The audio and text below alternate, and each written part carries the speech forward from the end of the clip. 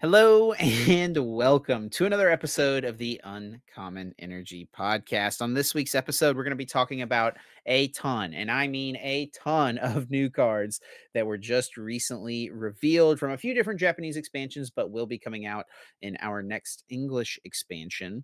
We're going to also have Guess That Flavor Text, everyone's real favorite segment of the podcast. And then we are going to do City League Watch. We maybe forgot to do it last week, but we are going to do it this week to make up for it. This will be the last week of City League Watch because the new set is coming out on TCG Live Temporal Forces here in just a couple of days. And we're going to wrap up this episode by talking about the Vancouver Regional Championships this coming weekend, the last regional championships before the rotation. And then, of course, we're going to kick things over to our Patreon for our Patreon exclusive bonus episode that we do every single week. So if you want to see a little bit of extra content from myself and Azul, and also get early access to the videos that we're posting over on the other Uncommon Energy channel, be sure to check us out on Patreon, patreon.com/Uncommon Energy Podcast. My name is Chip Ritchie, and I'm joined here, as always, by my friend and co-host, Azul GG. What's up, Azul? How we doing, buddy? Doing pretty good, Chip. I actually felt I don't know if I was sick. I just had I had to have been sick. I had like a very just like felt very worn down and tired over like the weekend. I just didn't stream over the weekend. Every day I'd wake up, I would go work out, and then when I got back, I just felt exhausted. And I just went back to bed a couple of the days, and then yeah. So I took the weekend off from streaming, just worked on some YouTube videos and planned out some of my content coming up this week, next week, and then getting all my travel stuff set up because I got a couple weeks of travel here coming up. Not, I mean, this weekend I got Vancouver, then I got a week off, and then after that it's 2 weeks in a row, or like 2 weeks of just traveling to Europe, then back to America for Orlando, not coming home in between those trips. So just getting prepped for all that, making sure I have everything lined up, all my flights and all that kind of stuff. So yeah, getting ready for the back to the travel grind. We've had like a month and a half Yeah, off, yeah. which has been nice, but Yeah, it's about to be a super busy like 4 week stretch here coming up starting this weekend in Vancouver. Um yeah, I am excited to play again though in Vancouver. It's been a little while since the last competition, so excited for that. And yeah, we get back into that, and then yeah, it really starts hitting going into the month after that, and then even yeah, after that for a while until like NAIC. Be traveling quite a bit. I did register for Stockholm, got my flight and everything for that, so I'm going to be going to Stockholm immediately after like Indianapolis nice. regional championship. So a lot of traveling coming up. And yeah, I'm excited for it because it's been a nice, I mean, but it's been a nice break for sure the last 6 weeks or so. What about you, Chip? How was your week? Pretty good. Nothing special here. Nothing really to report. Just kind of a normal, plain week, which is nice because it is like a little bit of calm before the storm. But yeah, we've got Vancouver this weekend. I'll be there. You'll be there. We've got EUIC. We're both going to be at EUIC as well. So things are just going to be a bit of a whirlwind here coming up. But it's a very exciting time in the Pokemon TCG. It's kind of hard to be excited for Vancouver because the new set comes out this Yeah, weekend. I feel like And they should try and shift that scheduling yeah. around where like there's not like a major tournament that I think I mentioned this like 2 podcasts ago. It'd be really sick if they made sure there's no major tournament on the weekend, and then they do like an invitational with the new set. That would be like super super That would be sick. pretty cool, yeah. Like with just invite a bunch of top players from like kind of in general or like recently high like recent high placing tournament winners or finishers. Invite them, just do like a little 8-man invitational, get a couple players from each region. It'd be kind of cool to have something like that. Just tell them, it doesn't have to be too serious. Tell them to, Make them play new play a decks. game Evolution Series style, only Yeah, I think use I don't I'm just literally just like anything. It'd be cool to see something have like them all that. do a pre-release, that'd be kinda fun. Yeah, I mean that would involve like flying them out somewhere. I was thinking more so Yeah, on PTCG Live, but even that would be cool as well to see something like that. That'd be like the next step to that. But it'd be cool to see that kind of on these release weekends instead of there's a major tournament, but the new sets here, rotations coming up. People are a little bit more excited for that.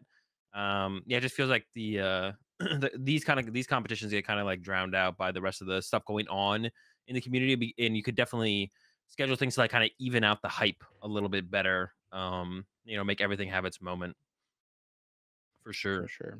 One thing I Yeah. actually was going to ask you because the last Because you watched Andor, right? Did you watch Andor? I did watch Andor. Yep.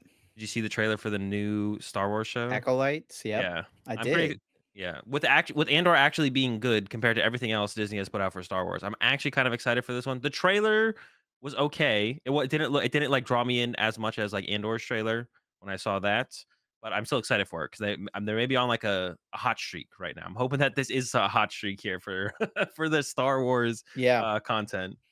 Yeah, I'm excited to check it out as well. I didn't actually even watch Andor until um after it like a few months after it had came out, and I was like, "Dang, I kind of really missed the wave on this. This show is super good." Yeah, Andor Yeah. honestly might be like just one of my favorite TV shows. It is that good. It really is that good. Um It's and like it just a takes good place in the Star Wars universe, but it's yep, like it's just a good very story. different from everything else we've seen Star Wars since like the original trilogy even, you know? Yeah, I'm hoping they follow this trend of a little bit darker, a little bit more serious, and, you don't need the same characters coming back every single time. We can Yep. drop some of the goofs, some of the gags, leave them in the closet, leave them somewhere else. And I mean, they probably noticed that as well with Andor as well. It's like, this is probably I mean, I would imagine it's probably the best performing piece of content they've had for a while. So like, all right, maybe No, we I can think Kenobi was like literally oh, really? the best like original series on Disney Plus the year it came out. Yeah. It's not very good. Well, but Yeah, nostalgia is yeah, yeah, yeah. strong, you know? That's true, that's Yeah. true. I think you underrate And that sometimes. yeah, probably, probably. I hope they stay on the Andor, uh, We got to start train the though. Uncommon Energy spin-off podcast of like, you know, normal Nerd pop. force or something. I was trying to Oh. think of something with Star Wars or just like pop culture. I don't know. Yeah, pop culture. Yeah, but I'm excited for that. I was gonna mention that. But yeah, let's go ahead, jump into some quick Yeah. announcements here to just start off with. First thing up is there is gonna be a Pokemon Center at UIC. They don't do this at every IC. They don't usually have them at LAIC. Actually, have they been consistently doing it at UIC and They have NAIC? been, yeah, ever since Okay. the So the two bigger 2023 ICs. EUI. So it's just been one EUIC. Last year was the first time they did it, but yeah, it's looking like it's the type of thing that's going to be here to stay. They've Yep. done it at NAIC for several years now, but the scale of the Pokemon Center at like NAIC, last year is like totally different from the scale of what it was like pre-COVID, right? I don't Like, even like do you go to remember it either time, so I don't even the know what the the Pokemon Center's like pre-COVID time? It was just, like, out in the atrium of the convention oh yeah, center, yeah, I do remember that now. you could Yeah. walk through, buy a couple plushes. It was not to the level of what it is now, where you have, like, exclusive merchandise that you can only Yep. get at the Pokemon Center pop-ups. So, yeah, it's pretty cool. They did tweet out, some pictures of some of the items, the playmat featuring Armarouge and Ceruledge, playmat, sleeves, deck box, and then also, like, the exclusive metal damage counter dice that people love. People like go crazy for those things. I'm definitely excited to try to pick up one of the deck boxes. One of the like things I prefer. Like I like having some plushes. You guys see it like my plush background every week, and but like I prefer having things like the deck boxes that I can actually like utilize and Yeah. use, right? Compared to like, I don't know, like the playmats are cool, but I've got 8 million playmats, so I'll probably pass on the exclusive playmat this time. Is that gonna be the competitor playmat as well? It will be, right? Probably Or not, but it won't because be? well, in the How have they done in past, I the mean, we don't past? know for sure. We don't know for sure, but Well, like what the EV exclusive playmat in the center last year, it was still an Evolutions mat, but it wasn't the same one as the competitor one, it was different. correct? That's correct. Okay. Yeah, it was a different color, But like different this one, design. you can't do anything different. So the competitor one is probably gonna be completely different because you can't really just do anything different with It's this one. probably gonna be on the same vein as what LAIC was. That's, like, what they've done What the was last LAIC's? I don't even remember. wait, actually, no, I'm pretty sure they tweeted a picture of it, or it's on the Oh, website maybe. I'll see if I can find it real quick. But it was, like, the Paradox Pokemon, remember? wait, did we get a mat at LAIC? We I don't even did. I mean, I did. I don't know if you went and picked it up. You have definitely forgotten to pick up your swag before. what was it? I don't remember what It it was. was, it was the Paradox Pokemon, like Roaring Moon and Fluttermane and Iron Hands. Oh no, yeah, it was Fluttermane up front and center, right? It was like a Fluttermane mat for the I most part. think I think it was more Roaring Moon front and center if I'm remembering right, but And I gotta like look this up now. I'm gonna see if I can find I'm pretty sure they tweeted, or it's on the website maybe somewhere. Oh I my remember gosh! actually Look, thinking it was kind of. if you Oh no, literally I go see to it the now. Pokemon Yeah, website, I look see at it the now. first thing you see. Temporo Force's heavenly artwork, and it says Lickitung front and center. Look at how many TCG things are front and center here if you just go to Pokemon.com. That's kind of cool. That one of them has TCG Live on it too in the top right there. Get started with fun and powerful Oh, decks. someone mentioned this in my chat earlier. They asked me if I'd seen the new live starter decks. I was like, no, I didn't know. I didn't know they meant live decks. They asked me about some starter Oh, decks. and they I didn't know tweeted they the meant this. lists and everything and Wait, how do you? strategy, So how to use them. There's videos on how to use them. Okay. are these new? Well, it's probably what's taking place of the, like, if you start with TCG Live now, this is what you get compared to Oh, they're doing like an like the update. Arcanine deck and stuff. Okay, okay. So they're updating the starter decks if you like make an account right now. Yeah. I did just Well, find well, I the. don't know. They might be just released on, I don't know for sure. They might be released on What does it say on here? everything. Oh, like everyone's gonna get them. Well, I assumed everyone would get them, but it is cool. Like how it is cool. It is always cool how accessible PTCG Live is. Like, and it's like we do the comparison thing, right? In comparison to other card games, a lot more Mhm. accessible for sure. I'm just like blanking on what the all right. I think I found. Oh, here they go. They tweeted a picture of it. Here it is. Welcome kit. Okay. Oh, so it This is just Yep. they're just like different. So this is like what they've done the last couple years is they have a theme for the international championships, and like that theme is continued throughout the entire year. The So mats there's will be more a little different here and there, or they like just say the location a little differently. added more Pokemon onto like the. I'm looking at the LAIC one right now. It only had 4 Pokemon. It had Well, I Moon think that's what and this one is right here. Main. I think the competitor kit mat is this one down here. Oh, and then you get more Pokemon as you. I think The this yellow one one's a might champion. be champion, this one Yeah. might be top 8, something like that. I do think the sleeves are different, and we also didn't get a deck box at LAIC. I mean, we You are did, but it's right. like that foldable. Yeah, yeah. I've got mine over there, I think. I don't know why they do that, but for some reason at LAIC, the deck box they give you is always just this, like, really thin, flimsy plastic one, That's what but it you looks used like to get there's a those at proper, like, pre-releases. actual deck box now. The folding deck boxes used to get at pre-releases. Yeah, I've got some of Yeah. those old school ones. Actually, it Uh, is the colors are just different, and then the letter, like it's saying Europe on it. I'm looking at the LAIC one right now, and it's literally the yeah. exact same thing except just I know different what I'm talking colors. about every once in a I thought they were while. I thought they were different. Well, the EV ones were different EVs each time, right? So No, it they. was a different EVs depending on which mat you got. So the competitor ones were the same, Oh, really? but if you Oh, got a top 8 mat, it was different EVs. And if you got a champion mat, it was different EVs. And if you got the staff mat, it was different EVs. there's too many mats. I don't remember any of them. I was gonna say I don't remember They're most of all them. I don't sitting remember in any. a stack in your closet, probably. What did I you actually do with your moved. champion? Excuse me. What did you do with your champion OCIC playmat? I actually got rid of a lot of mats recently. I don't have many of my Mm, mats left anymore. Only a couple left. you don't feel Yeah. sentimental about those at all? No, I mean I think the only thing Top that I 8 like worlds mat? um I think I still have that one. Okay. At the end of the day, the only thing that I like want to keep is the trophies. Like it's just They give something. you so much stuff, right? It's too much, man. It's all ends up in a closet. Like having something is nice. Having something is nice, but like it's just too much. You're not a Keeping, super material person, I feel like. yeah, I mean keeping like the cards is easy to store, right? Like Yeah. the cards are easy, but like the mats, the hats, it's just too much. It's just too much. Too much stuff. And As you say, with your I absolute plan to wall of hats right behind you. yeah, that's what I'm saying though. And I plan to get more. So like at some point it's like there's a finite amount of space in the world. So But yeah, there will be the exclusive pop-up shop at EUIC, the welcome kit. There's gonna be all kinds of stuff. Azul and I will both be there. So if you are a European listener and you're gonna be at EUIC, we get to run into people all the time at the North American regionals because we go to all of those. But we'll oh, be in EUIC for the first time. So we'd love to get to meet some listeners of the podcast for sure.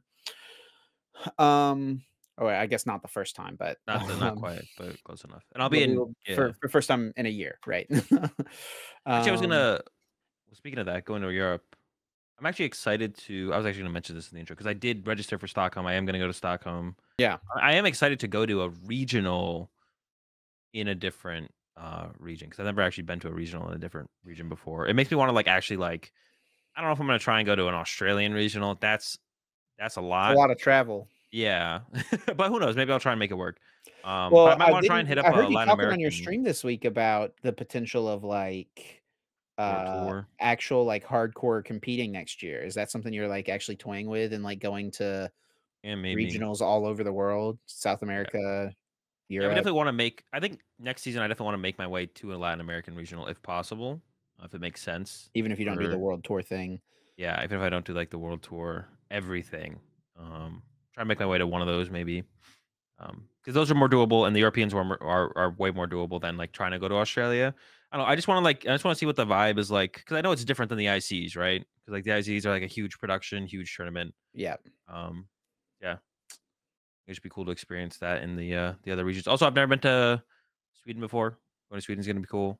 Um, and there's definitely other like places in South America that'd be cool to visit as well. So might try and swing that next season. I don't think this season. They're the last two regionals, I believe, are do not have conflicting dates in for the Latin American regionals. The final two Latin American regionals don't have conflicting dates with anything else. Well, there But you go. Do it this year. it would be like week after week after week after week after week. So it'd be like I think I'm gonna wait till maybe doing it next year. Not gonna commit to anything this Just get year. one of the other goons to go with you.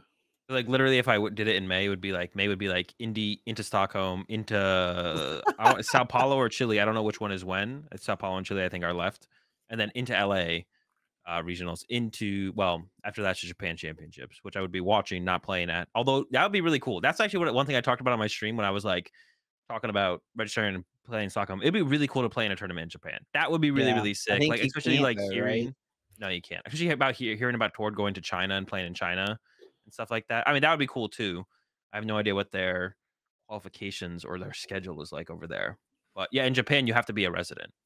So if you have some form of like not permanent residency, because Hegster was able to play in the tournaments in Japan, but like some form of like current permanent residency. Like you're not planning to leave Or like a next work week or visa something. maybe at least or Yeah, something. because he was going to school there, so that's how he was able to play in the tournaments over there. But Yeah. I mean, yeah, that'd be cool if eventually maybe they open it up a little bit, or like some Go kind ahead and of hold your like. breath for that one.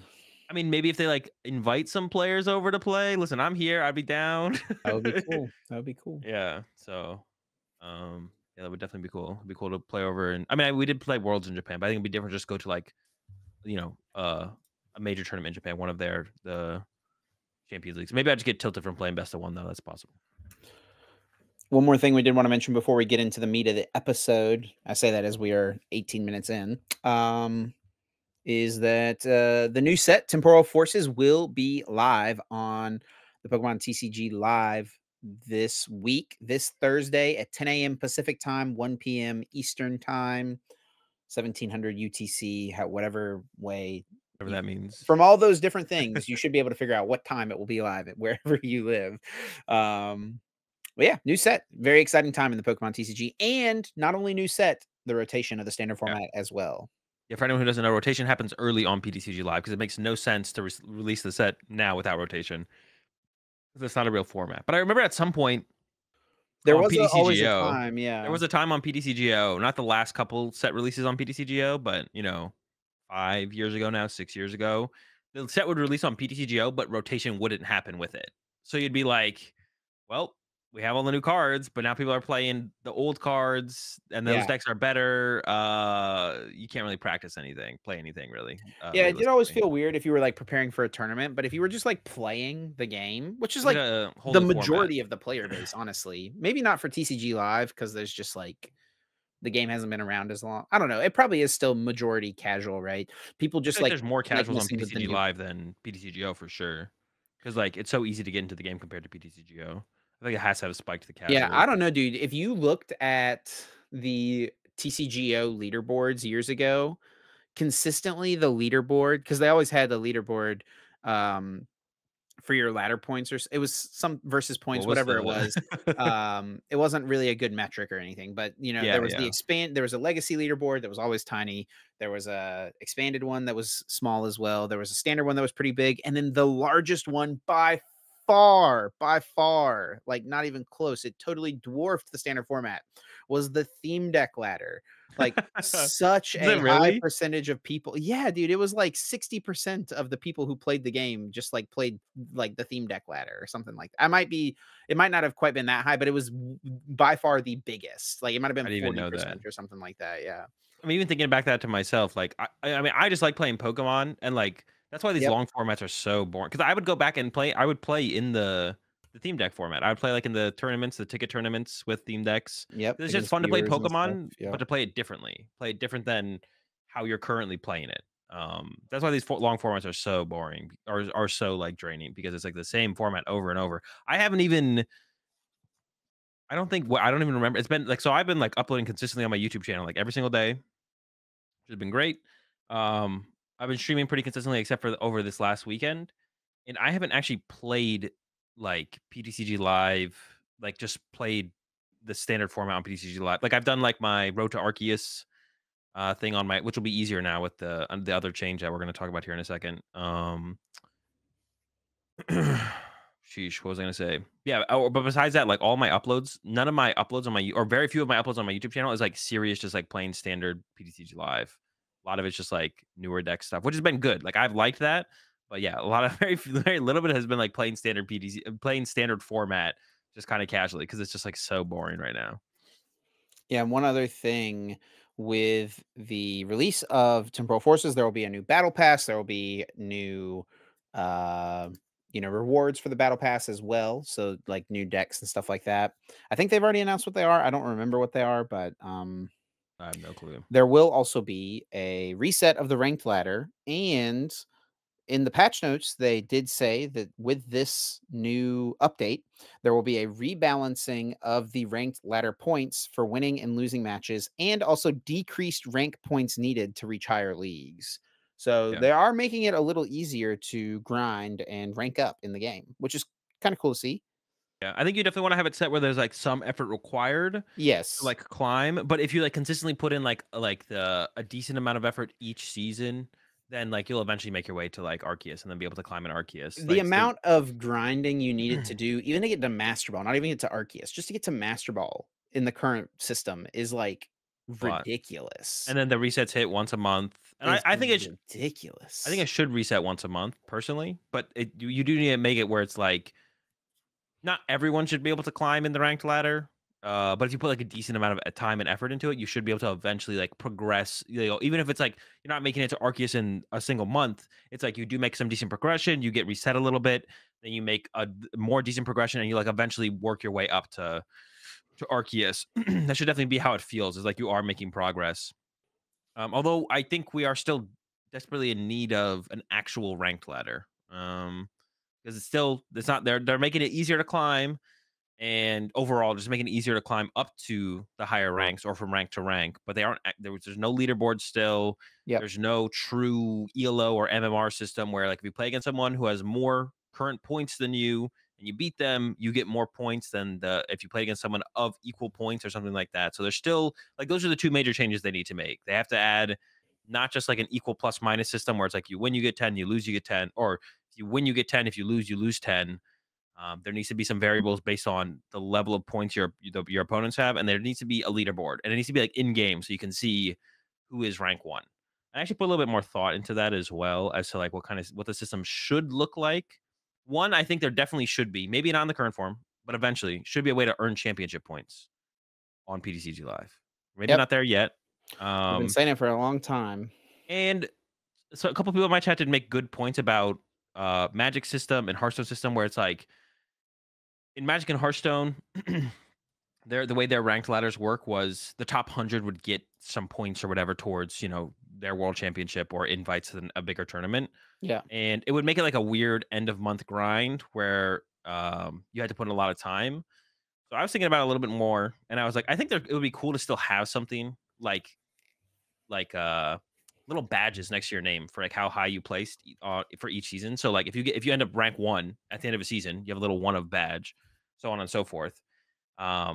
But I think there should just be like for everyone who makes Arceus, there should just be like a tournament that is held on PTCG Live for everyone who made it to Arceus rank or something like that, and it happens once a month, Well, and it's just like people put in the tournament and you play the tournament, and that tournament leads to some form of championship points. do you know about the VGC tournaments that happen for I don't know championship points? how do they work? How do they work? Yeah, so it's the online global challenge tournaments. There've been a couple of them, and I think I think there was a third one coming out.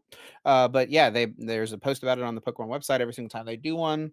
Um, And oops, well, 404 page not found. Okay, cool. Basically, the way it works, I thought this page was going to tell me, but from what I remember, basically, the way it Mhm. works is there's like a set time frame that you queue into a pool of other people who are competing in this competition. Okay. Uh-huh. And Wait, don't you like you play 10 games and then it's I think it's a decent amount more than that, okay. but you see, like, in real time what your rank is compared to the other people. You see, like, an ELO Mhm. ranking, and there's, like, a leaderboard as well. Um, so That you would work? see, like, how you're playing against, like, other people, what rank they are, and it's like a true ranked like, system, you know? Like, Yeah. you earn But that's points separate based on from the their ranked ladder, it right? is separate from the ranked ladder, yeah, you have to, like, opt in your game to this competition. I think the ranked ladder should somehow be part of it. I don't know like how that would work, but I think it would be good to have like the ranked ladder somehow lead to an opportunity for championship points or championship points itself to, get people to want to grind on the ladder. And it doesn't have to be a lot of championship points. Like it Yeah. could be if you get rank 1 at the end of a month, you get, 25 championship points. And then maybe there's a best finish limit of 2. So if you get I mean, getting first on the ranked ladder twice in like Okay, here you go. 12 months, like it's going to be hard to do. So ranked, this is the Global Challenge 3. So if you're wanting to, Okay. participate in this, if you're a Scarlet and Violet player out there, signups are live for this because it's happening at the end of this month. But It's time. I actually know signups literally happen tomorrow. um, competition details. It doesn't tell you the actual details. What the heck? Why doesn't it just say the system format? Okay, but I'm pretty Did sure you I well, laid it out there exactly how it works. And the rewards are pretty good, even just for participating. You have to finish 3 or more matches. You get 100,000 league points, which you can use to like get items in the game to like help build your Pokemon, whatever. A gold bottle cap, which is a need that? really strong item in the game that lets you change your Pokemon's stats, and ability patch, which is another really exclusive, hard to get item in the game otherwise. Yeah. Yeah, it'd be just cool to have like I said, I would like to have all this kind of stuff tied to but this does lead to championship points, right? It For does, yeah, yes. okay, yeah. And it'd be cool to see some kind of online competition on PTCG Live for the TCG. And even speaking to the ranked ladder, all the other Pokemon games have ranked ladders. Go has a Yes. ranked ladder. The video game has a ranked ladder. Unite has a ranked ladder. PTCG Live has an LP point ladder thing. But every other one has a leaderboard, and they have a MMR/ELO system where when you play against someone better than you get more points. If you play someone against worse than you and you lose more points, stuff like that. Yep. And we have a +10, -10 on wins and losses, which is just silly. Like everything, this is like nothing new. It's just so crazy that they felt like they had to reinvent the wheel with this one, and it's just like yeah, it makes no sense. Definitely not necessary, and hopefully we get an actual ranked ladder on PTCG Live someday. But it's not going to be with this patch. Apparently, all they're going to do is adjust a couple numbers. Well, let's move on and talk about some of the new cards because there are a ton of new cards to A talk lot. about. We're going to start by looking at something that was actually something we don't see too often. Cards that were Forever? revealed in English before they were revealed in Japanese. Wasn't it simultaneous? I feel like it was simultaneous. Well, maybe it was, and I just didn't see anything about the Japanese one because Yeah, I think it all was I like an saw. hour, maybe an hour. I think Tuan started translating and then stopped because like, oh wait, there's just the English video dropped or something. I think Which Tuan is has like super cool. the one little ogre pawn got translated or something. Yeah. So yeah, this is the Ogre Pond set. This is the Ogre Pond cards. It is going to be Twilight Masquerade, set to come out May 24th. Now, when does the Japanese set come out? What was the Mask of Change is the Japanese set, and it's coming out April. April 26th. So they do get it Yeah, a month before us. yeah, not But 3 months, but yeah. a month. I feel like to talk about this before we start looking at the cards. I feel like this is just like really bad. I mean, is there any? This has to be just like bad marketing overall, right? We haven't even gotten Temporal Forces yet, and Yeah. we've seen all of Crimson Haze, which is Yeah. Japan's next set. We're starting to see Twilight Masquerade. We literally the official Temporal Forces hasn't even officially released. Yep. It's like such wasted hype. Like Yep. there's so much But we here's could the have deal. we Here's the could have drawn deal. this out. And we could have had like it would have been boom. Twilight Forces releases 2 weeks later. Boom, leaks for Twilight Masquerade, or was it Temporal Forces releases 2 weeks later, leaks for Twilight Masquerade, Crimson Haze leaks. Like this could all be like lined up throughout the whole year constantly, and instead it's like I don't know. It just makes You everything want feel to, so much worse here for the at least for the competitive players. yeah. Do you want to know the reality? Sure. It just doesn't matter, and they're still going to sell out 100% of the product that they make. Yeah. I don't know, but I feel like there could definitely be. I don't know. Maybe there It won't. could, Maybe it's never yes, like these it anything. could be better, and probably should be better, right? But Yeah, because it feels like also, such. it's part of I'm sure the logistics of like, we are behind Japan so far right now, like It feels like this is on purpose. Like this long format. We had it last year, the exact same time frame. We have it this year, the exact same time frame of this long format. It yeah. feels like this is just like they could have done it. They could have released this set sooner, just chose not to. I Well, don't know. regardless, it's coming out eventually, and it's going to be Twilight Masquerade, and it's going to feature Ogre Pawn EX, and there are 4 different Ogre Pawn EX cards and a unique trainer card, also just a regular Ogre Pawn. All these things we're going to talk about. So, and they all do have different names. So it's 4 different Ogre Pawn EXs. They have You could different play 4 of types, and each. they have different names, different masks that they wear in the card. So you can, yes, like Azul just said, play 4 of each if you wanted to. So let's start it off with the grass type Ogre Pawn, the teal mask Ogre Pawn EX, 210 HP, grass type Pokemon. These are all Terra Pokemon as well. So they do have that Terra attribute of not being able to be damaged while they're on the bench. And the They're ability impactful. here is Teal Dance. Once during your turn, you may attach a basic grass energy card from your hand to this Pokemon. If you attached energy to a Pokemon in this way, draw a card. Yeah. So this one is like the energy acceleration of the Ogre Pawns. None of them else have really have energy acceleration, but as far as like the Ogre Pawn deck goes, this is like the energy acceleration for the deck. And honestly, I guess you could combo this with other stuff. Maybe like we haven't seen a energy acceleration plus energy switch. Oh, that's not true. I was gonna say we haven't seen that in a while, but we just saw that with Roaring Moon Moltres V, didn't Yep. we? Yep. So we literally saw. So this could we could see that as well with this, and it like not with other Ogre Pawns. Because I As think an we get acceleration ability on a basic Pokemon, like this is a it's pretty pretty good good. ability, right? Yeah. It does have to come from hand. Like you'd rather have it come from discard, probably on average. That's probably gonna be better. But you do Would get the probably be a card little draw. too good if that was the case. Yeah, that maybe would be too good to be honest. This is definitely good though. We have stuff like Vessel, and there's another grass card coming out here that we'll talk about that could theoretically combo with this, but Vessel is probably like going to be a really, really good combo. Just search out, put 2 of these in play with an S ball and an Ultra Ball, or have one in play and that Vessel for 2 grass, accelerate 2 energy into play, draw 2 cards, and you start cooking. Yep, and its attack is for 3 grass energy, Myriad Leaf Shower, 30 plus. This attack does 30 more damage for each energy attached to both active Pokemon. Okay, attack. You could I get to the mean, KO on Charizard yeah, pretty KO's reasonably, but Charizard. That yeah. pretty easily. So that's like the thing there. But like, should we read the trainer card first before we So I was gonna continue say on we with the should Ogre probably go to the Pawns? trainer card. And I was gonna ask actually, I was gonna ask, will we see more ogre pawns? But then I saw the trainer card. I was like, wait, there's only 4. There's 4 ogre pawns on the trainer card. So I Yes, these are the assume only 4 masks that exist in okay. the video game. Okay, I wasn't sure. All right. So yeah, alongside this set as well, there will be a trainer card in this set called Ogre's Mask. You choose a Pokemon EX in your discard pile that has Ogre Pawn in its name and switch it with one of your Pokemon EX in play that has Ogre Pawn in its name. Any attached cards, damage counters, special conditions, turns in play, and any other effects remain on the new active Pokemon. So this is a pretty cool mechanic. We've seen cards like this be played in the past. Ninja Boy, Swoop Teleporter. There's that like Orton. Nanu supporter. There's Thornton more recently, right? Like all Oh yeah, these Nanu. cards. I remember Nanu. Yeah. Nanu is definitely of the ones I just mentioned by far the Worst. worst. Yeah. Is that was the only like get a dark Pokemon or something? I Like what think was so. Yeah. yeah. Yeah. I think it was played at some point in something. Maybe like a dark box. Yeah. Yeah, Nanu was pretty bad. Pretty But bad. this yeah, this like effect, like being able to like switch your Pokemon and play with a different Pokemon, like these type of effects are always really cool and really fun to mess around with, but of course are only as good as the Pokemon you can switch into, and this is pretty limited because it is only into the 4 different Ogerpon EX cards. Yeah, so we talked about the one that's going to get the energy in play, the grass one, and then we're going to go from there.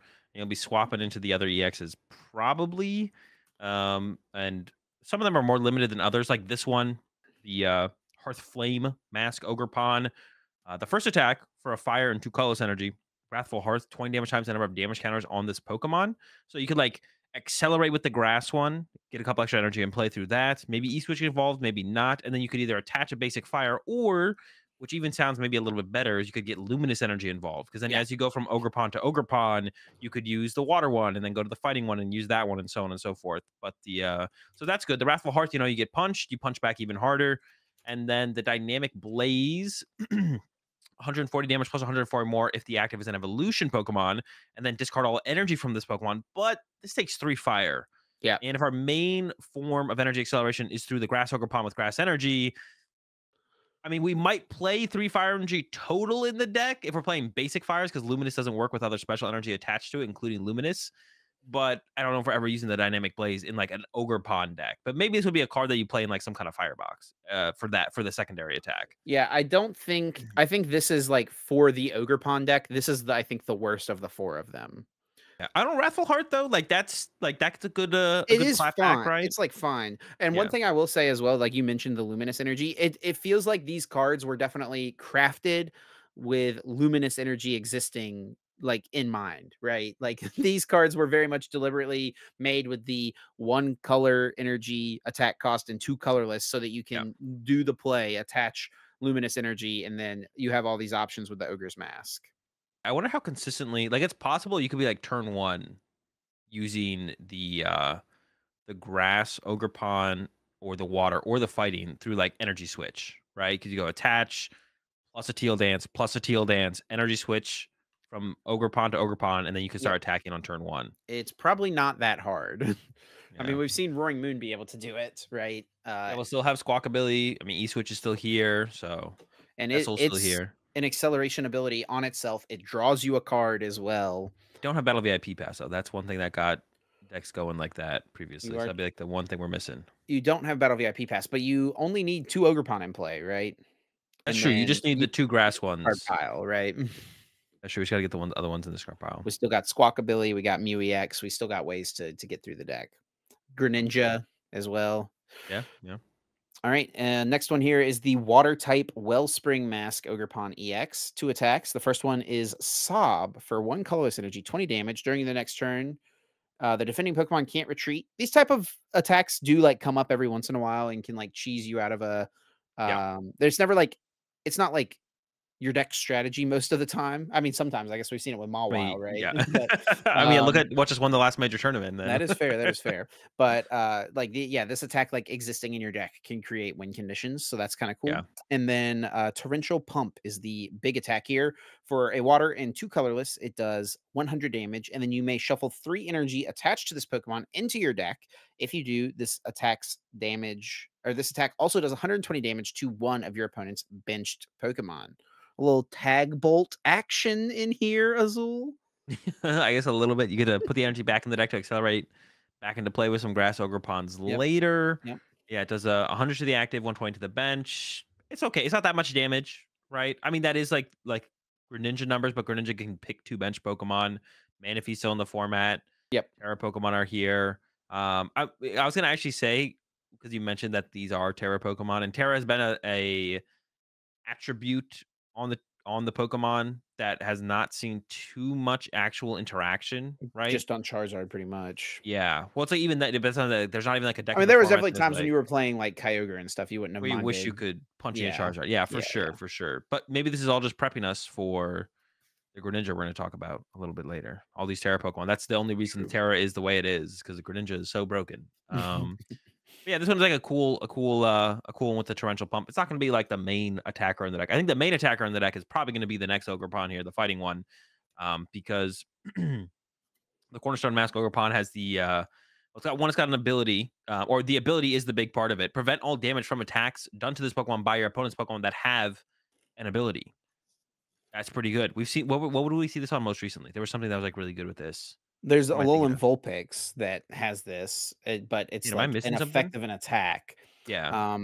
This is a basic with it. This is definitely way better. Yes. Yeah, because a lot of people have like there's Alolan Vulpix has been theorized quite a bit throughout its existence in the format of like, oh, it's really good, right? Well, I guess it literally won EUIC last year with Alex Szymanski.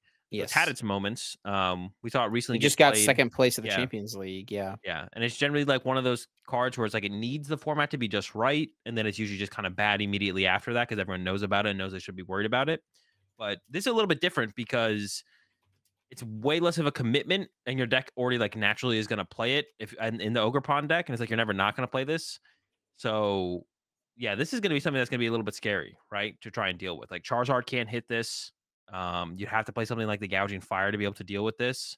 So I could see this. This is going to be like the biggest deal for the Ogre Pond deck is decks having to deal with the cornerstone stance ability of the cornerstone mask Ogre Pond.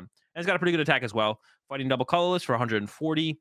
It isn't affected by weakness or resistance, so we're not one hit KOing Arceus's, but it's also a shred attack. It ignores all effects on your opponent's active Pokemon as well. So 140 flat to the face. But the abilities, I think it's going to carry this card, but probably this deck in general. The ability is going to be the big difference maker. And then there is one more Ogre Pond. This is not one that you can swap around with the Ogre's Mask. It does specify Pokemon EX, but it's just a Oh, I didn't even realize basic. that. I thought we could. No, yeah, it's just a basic Teal Mask Ogre Pond, a grass type. It's got 110 HP. Has the attack Mountain Stroll. Search your deck for 2 basic energy cards, reveal them, put them into your hand, then shuffle your deck. And then Ogre Comeback for a grass and colorless. 20 plus, this attack does 20 more damage for each of your opponent's benched Pokemon. Probably not This going to card is be. this is worse than I thought because I thought you could get it with Yeah. the item card. I Even didn't if even you like. could get it with the item card, I don't think this would be that good. Also, one prize, so you'd at least have that. Sure. I wonder if we'll see other one prize of the Ogre Ponds. Like, will we see a water, a fighting, and a fire Ogre Pond, non EX? Yeah, that's a good question. Might see them. We'll have to see. And there definitely will be other cards. I'm gonna go ahead and make a guess that there'll be other cards that synergize with Ogre Pond in this set.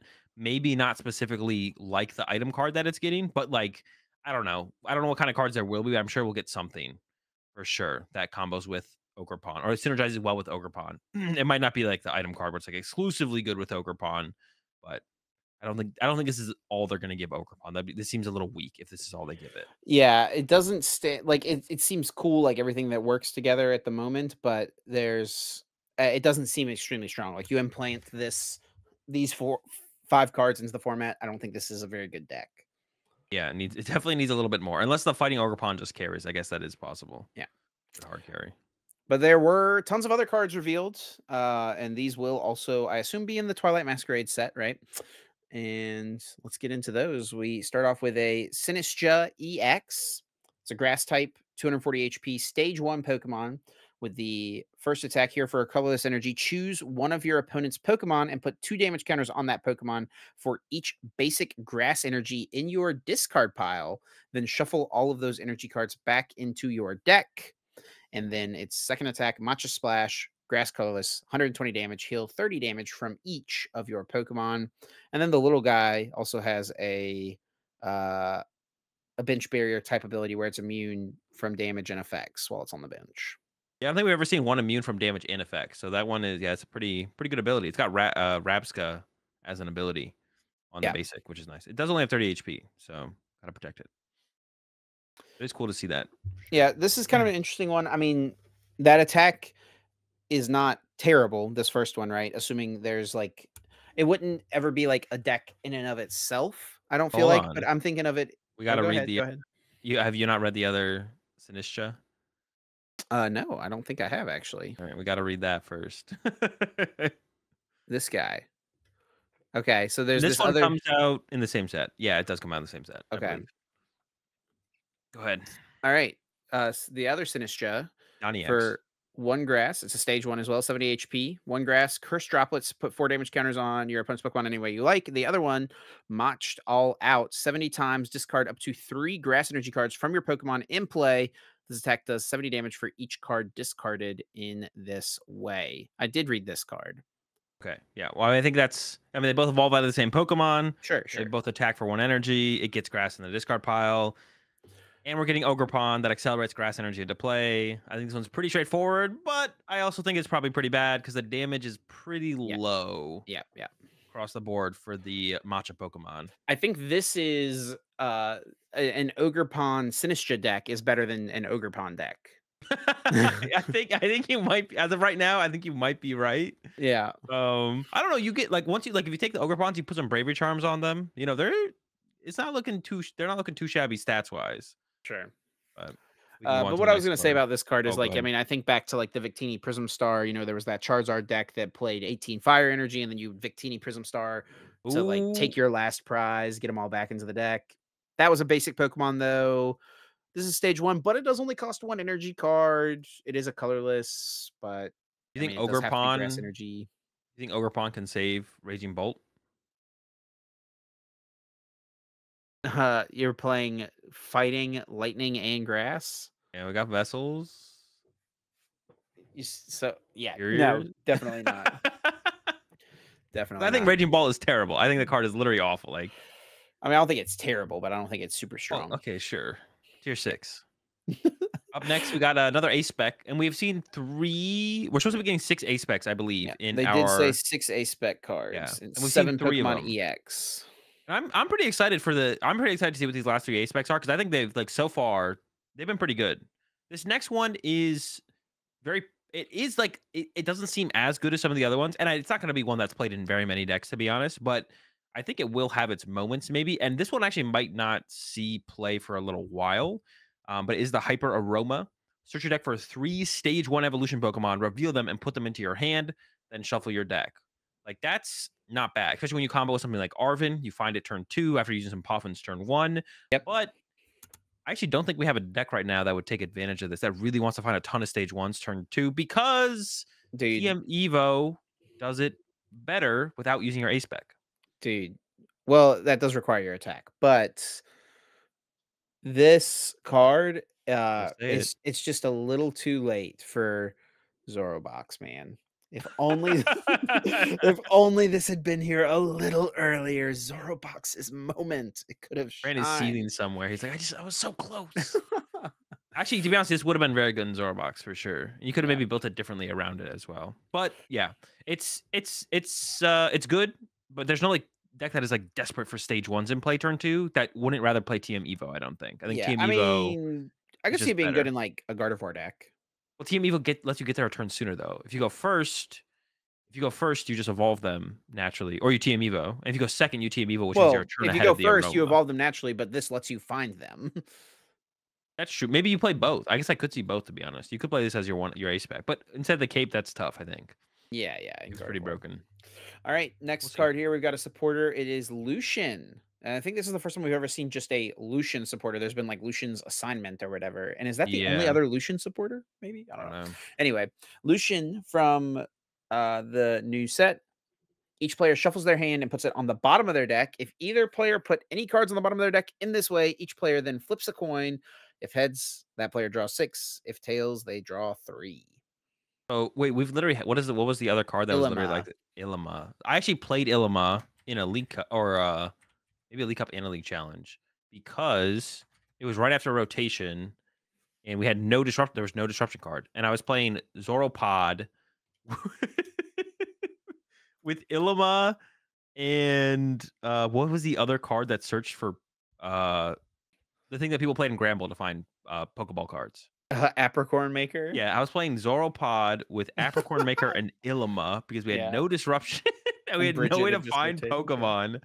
Yeah, literally awful deck. It was so bad. What a Dude, I headache. played Apricorn Maker in a deck at the beginning of that format too. I did not play Ilima though. I did not go down that far down the There was no path. hand disruption, right? There was no judge. There was no nothing. I think Judge existed, man. There was. I should have been playing judge. Maybe I just wanted like the try and cheese, the When cheese, did throw and cheese. Judge come out? No, maybe it didn't actually exist I in the don't think it beginning because it was. came That's out in why I like played it. Forbidden Light. Yeah, maybe it didn't. Yeah, it just rotated with Breakthrough. Forbidden Light Yeah, probably wasn't out yet. desperate for some hand disruption. After what worlds would it have been? The one that Robin won. Yeah, right. Then rotation hit right after that. Yeah, Malamar didn't Makes exist sense. yet, right? Yeah, yeah, Oh, yeah. there was Malamar Wait, after no, Worlds no, for Robin Malamar one. did exist. Yeah, So so so Judge existed, bro. So you were trolling. was it after? It was after that Worlds though, right? Had to have been after that Worlds. Yeah, Judge existed, Did Zoropod have to re-ramp up into Worlds that year? No, right? dude. This is not a worthy discussion to be having right now. Let's I'm trying to like remember. Like, I remember I played the deck though. I remember that. I remember Let's go that. look at the tournament filter. Oh my gosh, we've gone down this path already. Okay. Don't have So to. Worlds 2018 was Breakthrough through Celestial Storm. So that would have Is been it Bridget possible was that I played legal. this deck before that Worlds? No, right? It would have always been after that Worlds? Yeah. There was never a Sun and Moon through. Well, even if there was Sun and Moon through Forbidden Light, Judge existed. I guess I probably should have been playing Judge What are we doing, buddy? or Illimine. Maybe I was just memeing. I don't even remember. I did win the challenge. I did really bad in the League Cup, I feel though. like I remember at some point you played a deck to a challenge that your like Discord or your Twitch chat made for you. Yeah, it wasn't Would that this have deck, been in though. that? No, that deck was wild. I did go like 50% though at the tournament. Okay, okay. There was good cards in there, but there was just a lot of different. It looked like one of those. Honestly, it looked worse than that. It looked like you ever see the deck that Tord made where it had 61s? It was in the tag team format. Yeah, yeah, yeah, yeah. Yeah, it looked like that, but worse. Yeah, solution here probably not going to be very good unless it is literally the only disruption supporter in the format. And is there We have a Judge, so we're good. well? Is there? I don't think there's been an H block print of a disruption supporter besides this, right? Oh no, we're going back to the Ilma days. Actually, yeah, a couple. Was it 2 rotations from now? Then 3. Yeah.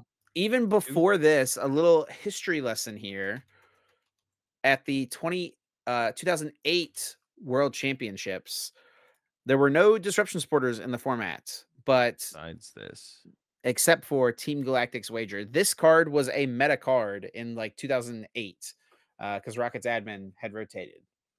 jeez, Each player shuffles their hand into their deck, and then you play rock, paper, scissors. The player who wins draws 6, the loser draws 3. yeah. It didn't matter for a lot of decks though because they had Claydol anyways. So you'd like draw 3 and then you played all. Yeah, but it 5. mattered when you were playing up against Gardevoir and they were using Yeah, Psychic oh, that's Light. true. That's right. This Psychic is how you. Lock. Yeah, Yeah. you disrupted their hand and then you psychic lock them. That's right. That's right. Yeah. I was like, this doesn't really matter that much, does it? But oh no, it does. It matters a lot actually. All right. No one knows what any of those cards do that we're talking about. So let's move on into some other cards. Do we have to read the tell me what No, I can well, skip here? The Tinglu, like, man, we're so close to like having a spread deck again. Tinglu for 1 fighting energy. If there's a stadium in play, discard that stadium. Then this attack does 30 damage to your opponent's bench Pokemon. That's That would be like pretty good for 1 yeah, fighting energy on a basic. 140 30 HP as spread. well. 30 spread, but I mean, Manaphy's in the format. Yeah, it's probably not. Also good having enough. to put a stadium in play literally every turn as Okay, well. I think that's not that bad to be honest. I think you can definitely manage that. That's like the most manageable part of everything. You would have to play like 10 stadiums in your deck. Dude, if we get to attack 10 times, we better be winning. Like, what? We're probably attacking like 7 times. But you have to find the stadium cards, buddy. I know. It's all right. We got B-barrels or something. We're not Your trying opponent's going to be playing Lucian on you every single turn. You got to find your stadium cards. You'd have to play a pretty high stadium count for sure. But yeah, it just Manaphy's in the format. I don't think we're going to see anything of it. But if Manaphy like ever just like weirdly is not good and no one plays it, Yeah. Tinglu time. We've got Hisuian Arcanine Nope, here. we can go past this one. We can keep going. I'll let you know. Free attack. All right. Where we got scroll past. Eevee with Ascension. That's not bad. Halucha. I read that one. We can go past. Yeah, the Haluchas are usually good, but yeah. Keep going. Keep going. We can skip the Florges. All right. That's fine. I read all these cards, but I don't remember anything super There we heavy go. Stop at the grass thing. All right, we've got Bug Catching Set. It's an item card here. You look at the top 7 cards of your deck. You may choose up to 2 in any combination of grass Pokemon and basic grass energy cards you find there. Reveal them and put them into your hand, then shuffle the other cards back into your deck. That's not too bad. Too bad that the grass Pokemon are too bad. Yeah. There's like not good enough grass Pokemon. Like this, even in the Ogerpon deck, like we'd be hoping to hit an grass Ogerpon. We'd more likely just be using it to get energy. And but in the Ogerpon Sinistcha deck. Okay, there's that. Now we're talking. Yeah, these in that would be good, but that deck is bad. So whenever grass gets good support, like remember Netball? Netball was broken. Netball was just Fog Crystal, right? If I'm remembering correctly. Yes, yeah. Grass has had some really, really good support, and the Pokemon just always suck. There was that Celebi Venusaur tag team deck, but yeah. Netball, search your deck for a basic grass Pokemon or a basic grass energy. So literally just Fog Crystal, one of the best search cards like probably ever. There's that Sceptile GX deck. Yeah. Wasn't very good, obviously. But yeah, all this grass support stuff, there's just never good grass Pokemon to go with it. Like yeah. The best that the grass Pokemon are getting is the Matcha Pokemon. Like, come on. This card, all right, I'm excited about this one. This one here, go ahead, read it. Yeah, so this is Carmine, supporter card. You may play this card even if you go first and it's your first turn, discard your hand and draw 5 cards. This like turns Luminion into turn one draw support, which Yeah. is like really good. Like this card is really good. If you play Luminion, you play this as a one of, I think for sure, right? Like without a doubt. And Maybe like imagine this in Lugia actually. This in Lugia is actually sick. that's pretty Um good in Lugia. I was gonna say in Charizard, you could even just play this instead and play like double Luminion instead of Rotom. But a lot of times with that deck, you like have a rare candy or a Charizard in your hand. And you just want to like draw cards off the top. yeah. I think a lot of Luminion decks will play this as a one of, especially ones that can afford to be a little bit more aggressive. Charizard maybe doesn't quite fit the bill, Yeah, yeah, yeah. but um yeah, really good card. And also like it also maybe gets to the point where all of a sudden that combo might be so powerful for like turn one consistency that you turn into a deck that has a Carmine and a Luminion. Because Luminion's never bad, right? It's just like some decks don't really need it. It's never bad to have Luminion in your deck.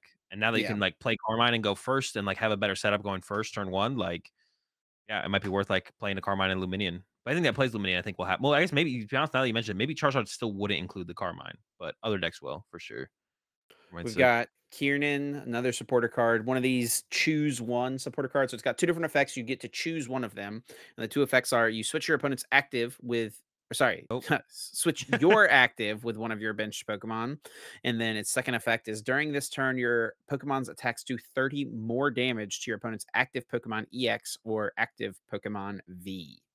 Was decent. The big thing here is like the second like the first effect is kind of like whatever. Like, do we need to be Yeah. switching our Pokemon? It's kind of like Well, this kind of card is good when it's like you're playing a deck that doesn't really need switch cards, but because your opponent knows you don't play switch cards, things can get annoying if they just keep bossing your stuff up. I think So I don't think playing a you're supporter ever like this is playing this decent. card. You're obviously not playing this card for its first effect, right?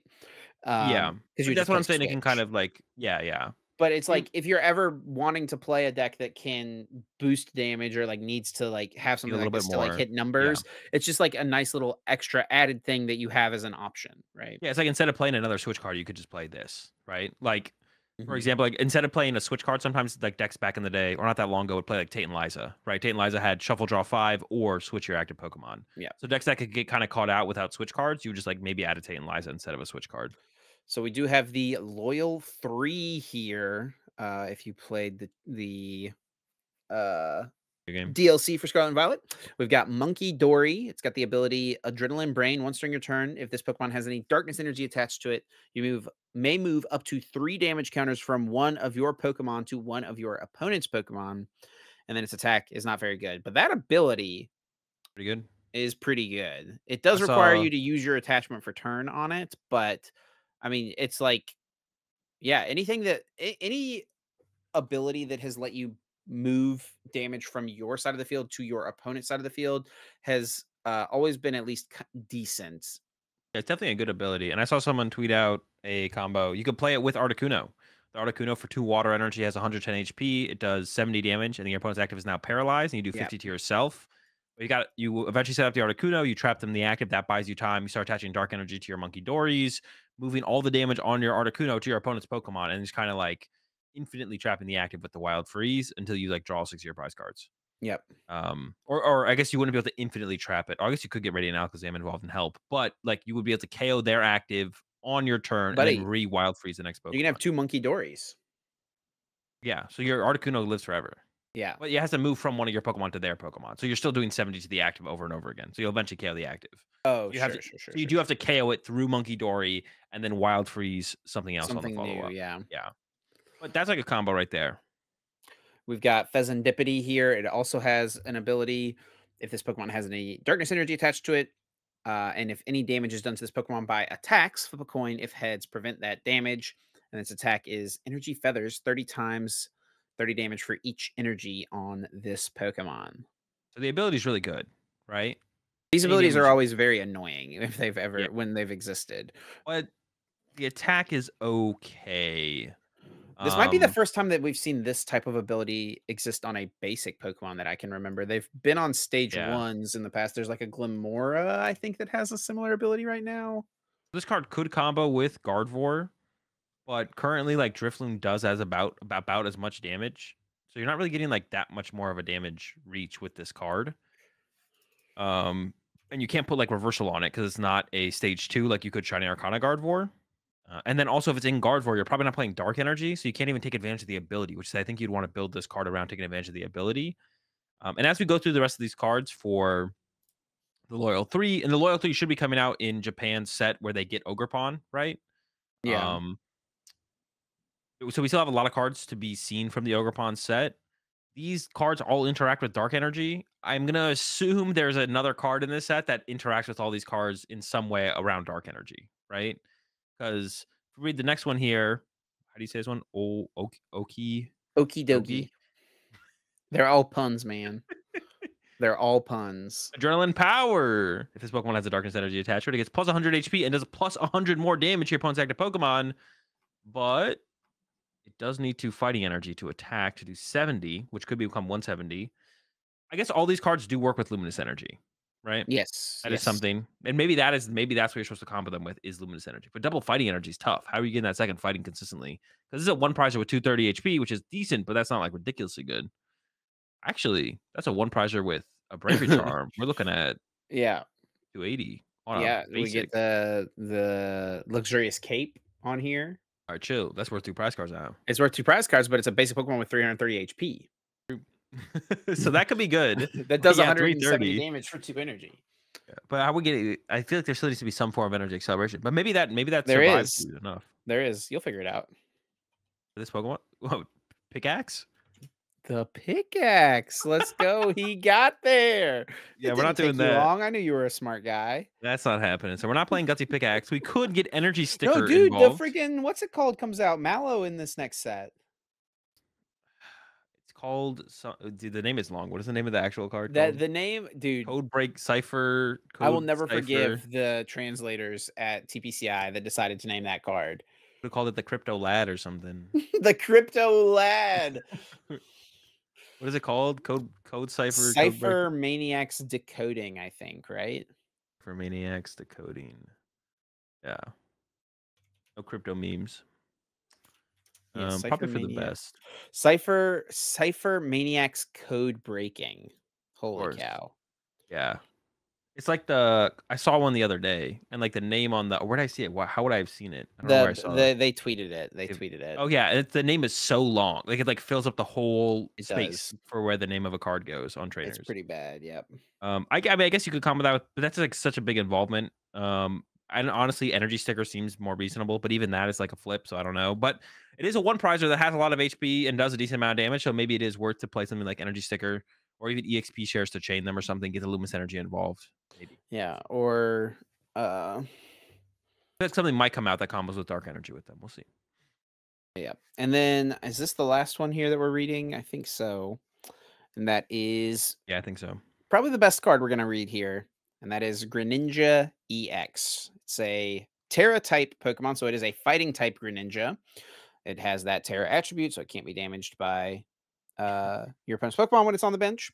And then its first attack here for 1 water energy, Ninja Blade, 170 damage for 1 energy, 170 Good. damage.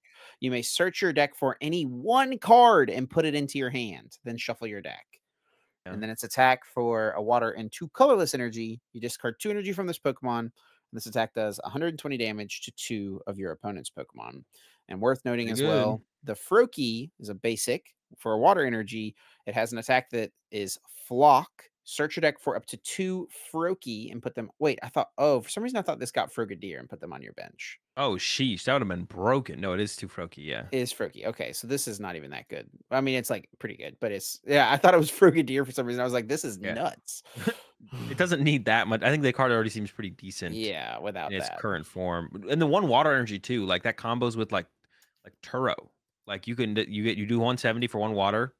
Go search out a card. It's a little tough to Turo something out that you're rare candying. That is the problem. That is the one thing I'll say about that. But yeah, we'd have to evolve up from our bench Froakies would have to get involved. Now we wish our Froakie had the search out for 2 Frogadier. That would have been insane though if it had that attack. To be honest, it's a good thing it does not have that attack. Yeah. But I think playing this with Quick Search Pidgeot seems pretty good as well. I've seen a lot of lists with that already. Card seems pretty good. Got some combo stuff. Definitely a comeback deck for sure. Canceling Clone still in the format. You can do some canceling clone combos. Prime Catcher. Prime Catcher, Counter Catcher. So it's gonna. I think it's gonna be pretty good. It seems pretty good. Like it's not getting one hit KO'd aggressively. I don't think. Um, It is have some weak room to for it to come back. psychic. Which right now is actually not terrible. Gardevoir's still Yeah. around, but that's Yeah. about it for psychic Pokemon. I think we could actually go take a look at the one of the card we could look at it because we looked at Greninja, the Boomerang Energy, which is Oh, probably gonna combo with it pretty well. I don't know if it's up or down or we actually probably saw it. I I'm got gonna go to leaked the a Poke while ago Beach. actually. Yeah, I think it's earlier. So yeah, there's the Boomerang Energy. As long as this card is attached to a Pokemon, it provides colorless energy. And then if this card is discarded by the effect of an attack used by the Pokemon this card is attached to, attach this card from your discard pile to that Pokemon after attacking. So you can just bring it right back. It's pretty cool. Put it back on the Pokemon, do it again. So you can just like sit there and snipe for days. Yeah, Yeah, I Greninja's wonder if there's anything that like Lugia could use that energy card with. That was one of my first thoughts Ooh, when I that'd be saw that. cool. Yeah, Yeah. put that on it. I mean, there might be something. I don't know. Is there some colorless Pokemon that takes a lot of energy? Oh, there's like the thing is like it has to also like not die for it to matter, Right. right? It has to have a lot of HP There's or like the Cramorant that for 3 colorless energy it does 120 snipe, but the Cramorant has like 120 once. HP. Oh, So okay. I thought you were thinking of Cramorant V, and I was like, buddy, that thing is long gone. no, Yeah. but it has like 110 HP or something. So Yeah, it's that not thing probably is going surviving down. for 170, and then they're bossing us up and Yeah. knocking us out. Nah, bro, this thing's got 270 HP. All right, my bad, my bad. We're He's surviving the big. hit. He's Was it? thick. We have to be sending something out like relevant into the. It's always really funny when Pokemon's attack are like super descriptive of what like the attack name is what the attack is doing. Like Yes. fully. Like Aqua Blade does 70 damage, but it's like okay, but it's like an attack name with just doing damage. But it's like swing and skedaddle. It does damage and then runs to the bench. I But think it's all the new cards to take a look at. those are the what were you saying? It's all the new cards to take a look at. Yeah, I yeah, think it yeah. covers them all. So these are that's a bunch of crazy new cards. Shout outs to Twan on Twitter for all the translations as always, and also Poke Beach. We use them today as well. And yeah, from there we can move on. But before we get into everyone's favorite segment, we do have to take a moment to thank our fantastic sponsor, Dragon Shield, for supporting us here at the Uncommon Energy Podcast. Of course, Dragon Shield makes some of the best card gaming and tabletop gaming products and accessories on the market, including the sleeves, the binders, the deck boxes, and so much more. They are the only sleeves that Azul and I use when we are playing in Pokemon tournaments. So, yeah, some of the best ones. Those are the ones that we recommend for sure that you pick up if you are playing in a Pokemon tournament anytime soon. Speaking of playing in Pokemon tournaments, Azul, tournament this weekend, what are you rocking? Yeah, we got Vancouver, so I'm gonna be sleeving up with the Matte Auroras. I think is gonna be what I'm gonna go with. I'll probably bring the Soul Dual mats as well. So I'll bring 2 or 3 different boxes with me to sleeve up with for the tournament in Vancouver this weekend. Yeah, Azul is overly paranoid and like re-sleeves between day 1 and day 2, and then also sometimes in the middle of day 1 as well. You don't have to do that. Yeah. Also, You last just time Azul bring did that, he was literally like, "Hey, do you want the extra box of sleeves?" And I was like, "Yeah, sure." And he gave me his extra box of orchids, and I actually just used them to sleeve up a retro deck. So thanks, Azul, for that. the sleeves aren't going to waste. I always give them to someone in my room. Someone is always like, "Yep, I'll use them," and I was like, "All right."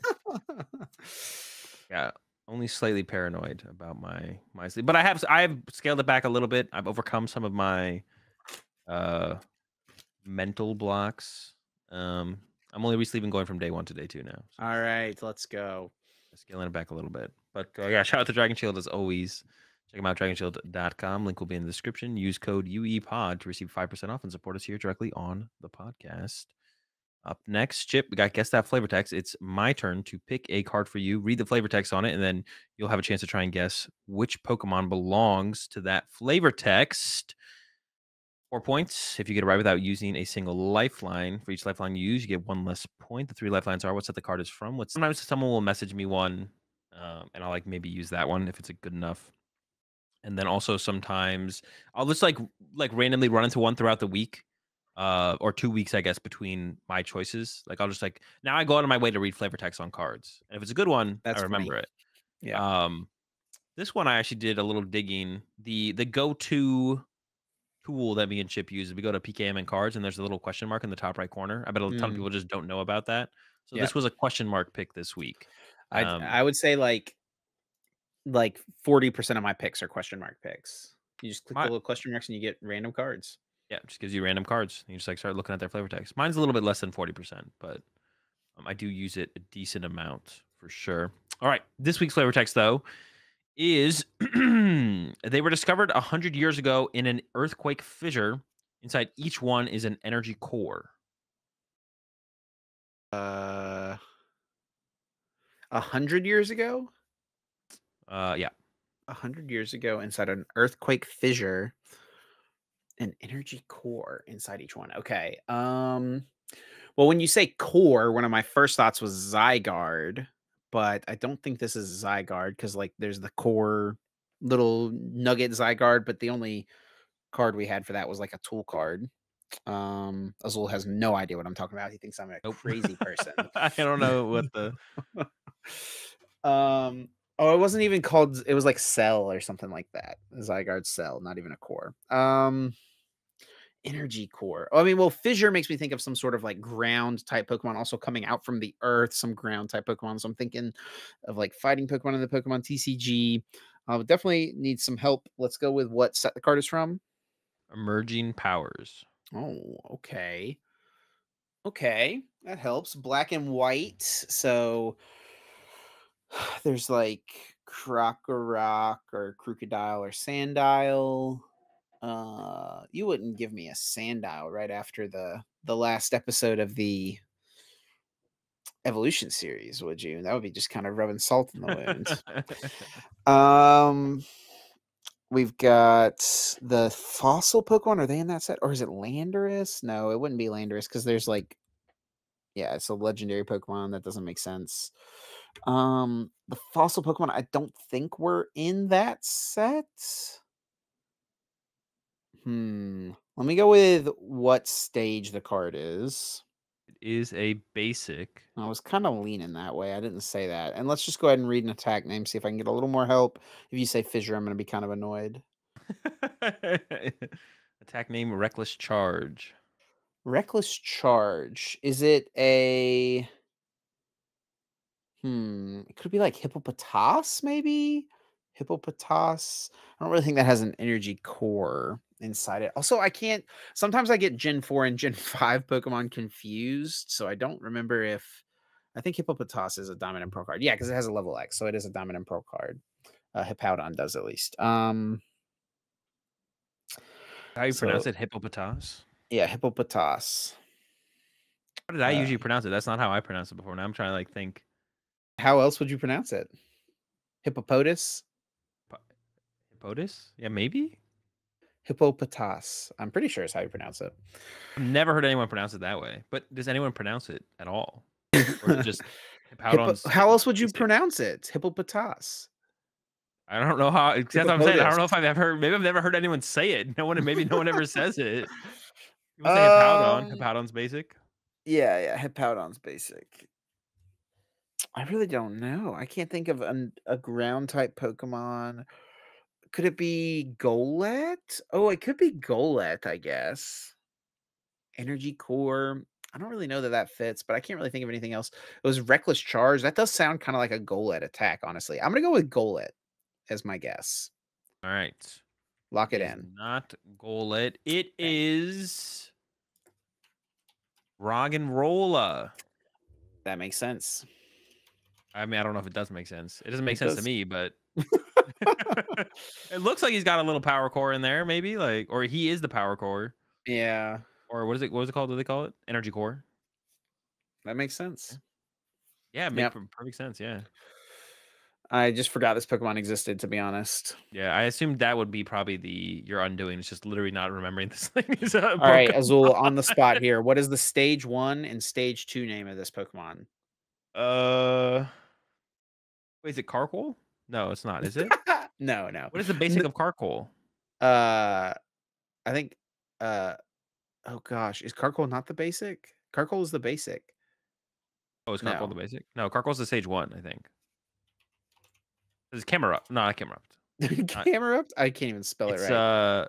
Is it Carkol? Colossal. Colossal is the stage 2. Yeah. Yeah. And Carkol is the little Roly-Poly is the little guy. Of course. How could I forget Roly-Poly? That kind of looks like a Roggenrola. They're both rolling too. They are rolling, Roggen and rolling. All right. Yeah. What is I have the I don't even remember that. I thought it was that. Boldor? But I mean, it wouldn't be Colossal because that's like a way later Pokemon though. Yes, Yep. exactly. Dude, who remembers Boldor Boldor? Oh my gosh. and Gigalith. I remember. I don't not really. I do remember this card. I remember the card Gigalith, but that exact one. Is there only one? There might In only be this one set, Gigalith yeah. card. There's multiple Gigalith cards. Yeah. Yeah, of course. I mean, I don't think there's very many Pokemon Oh, that there only have is. There's one card. right. No, you're right. I mean, until recently, Yeah, what is except it? for, like, Budu. ones that have just existed. Well, Budu had only one for a long time, right? No, there was a couple. Was it called Budu? Yeah. There's a No, couple not Budu. Budu. That what's the other one I'm There thinking is still about? only you're thinking of Mantine No, no, no. Well, now maybe I am. I was thinking or of the other Mantike, baby Pokemon. Mantike. The one, your favorite one, the one in the This pot. is the one you're thinking of, buddy. No, no, the one I'm Oh, you're thinking thinking of Bonsly. Bonsly. Yes. Bro, why are you saying this is my favorite one? What's that supposed This to is your mean? favorite Pokemon. This is it. Bonsly's a homie, dude. He's rolling down the hill. He's scared. He is scared of something. He's got fake tears though. He's faking it. Oh, what the heck? Yeah, fun fact. So He if bites your ankle. if you guys saw my Halloween costume from this year, my wife and I, with our son, dressed up as the Pokemon Oh, I fan forgot club about this. card. Yeah. I think we did a pretty good job, honestly. I think this was a pretty good recreation of the card. But this Not little bad. Bonsly plush is like the toy that we leave in the car that Samuel plays with when we're riding in the car somewhere. That's why he wanted it. He's like, why do you take my Bonsly? He knows its name. I'll be like, "Who's Yeah. that?" He said, "Bonsly." He like whispers it. Bonsly. All right. So we got a tournament this weekend, but first, take a look at a couple tournaments that have already completed over in Japan. Cannot forget City League Watch twice in a row. I can't believe we forgot it last week. Yeah. We won't be this will be the last week we'll probably do we'll maybe try and do this like next time, right? Well, at least we'll tune in for a week or two. As long as Robin League. is putting City League results on the website, yeah. There is no way Robin is manually inputting all of these. I don't know how these are getting input onto here, but there's That's no way true. Robin is manually inputting. There's multiple a day. Like, Yeah, this is a good point. dude, look how many. Look at that. March 17th. That's What? crazy. That's so many tournaments. Oh my gosh. Well, Well, we can take a look at what's been winning a little bit here. something A that's lot of interesting. Zard. Yeah, and we talked about this a little bit, I think, a couple weeks ago, but the trend is very much now favoring Pidgeysard. For a long time, Yeah. it was Bibarel Charizard was like the way people were playing it, which really didn't make much sense because the one weakness of Pidgeysard was Path to the Peak, and Path to the Peak rotated. That's what So everyone was saying too. And my response to that was always just like, I don't know, we'll wait and see. We're not playing the format yet, but yeah, it's almost like this is like the exact carry on from last format. Like this format, Paradox Rift format, at the beginning, everyone was on Bibzard. And then eventually everyone came back around to Pidgeysard. And because it is definitely the more powerful deck, the reason you would want to play Bib over Pidge would just be like people exposing the weaknesses of the Pidge to then dude, take advantage of the E-Barrel. look at what I But just clicked on. I know, I see it now. Arceus hands, baby. So this is a Charizard deck with Pidgeot. It has a 1/1 Arceus V-Star, and you probably need that to help you set up the one Iron Hands EX that this list plays. It also plays a future capsule, so you can KO their Pidgeot. Yes, of course. You got counter catchers in there too. We're cooking. This That's is 3 prize crazy. cards. It's got an Eerie. You need that. Well, the other list you just looked at also had an Eerie. The Team Devo plus Eerie seems to be it seems to be like the meta the Zard meta is evolving to the point where everyone's just hating on Zard, including the Zards. Like there go Eerie plus Zard Team hates Devo. Zard. Yeah. One thing I've noticed from a lot of lists when I've looked at them this past week, yeah, there's Eerie and there's no Team Devo in this one though. That's kind of interesting to see Eerie without the Team Devo. I mean, if you still catch a rare candy or two, it's still pretty good, I feel like. So- Two Charmeleon, though. They're playing around the TM Devo with their second Charmeleon there. A lot of the lists are playing Maximum Belt. It does seem like Maximum Belt has become the most popular ace spec at the moment. Yeah. And then a lot of the lists are playing 2 Rotom as well. Oh, I didn't even notice that, really? Yeah, why Yeah, are they a good amount of them. Not every single one, obviously.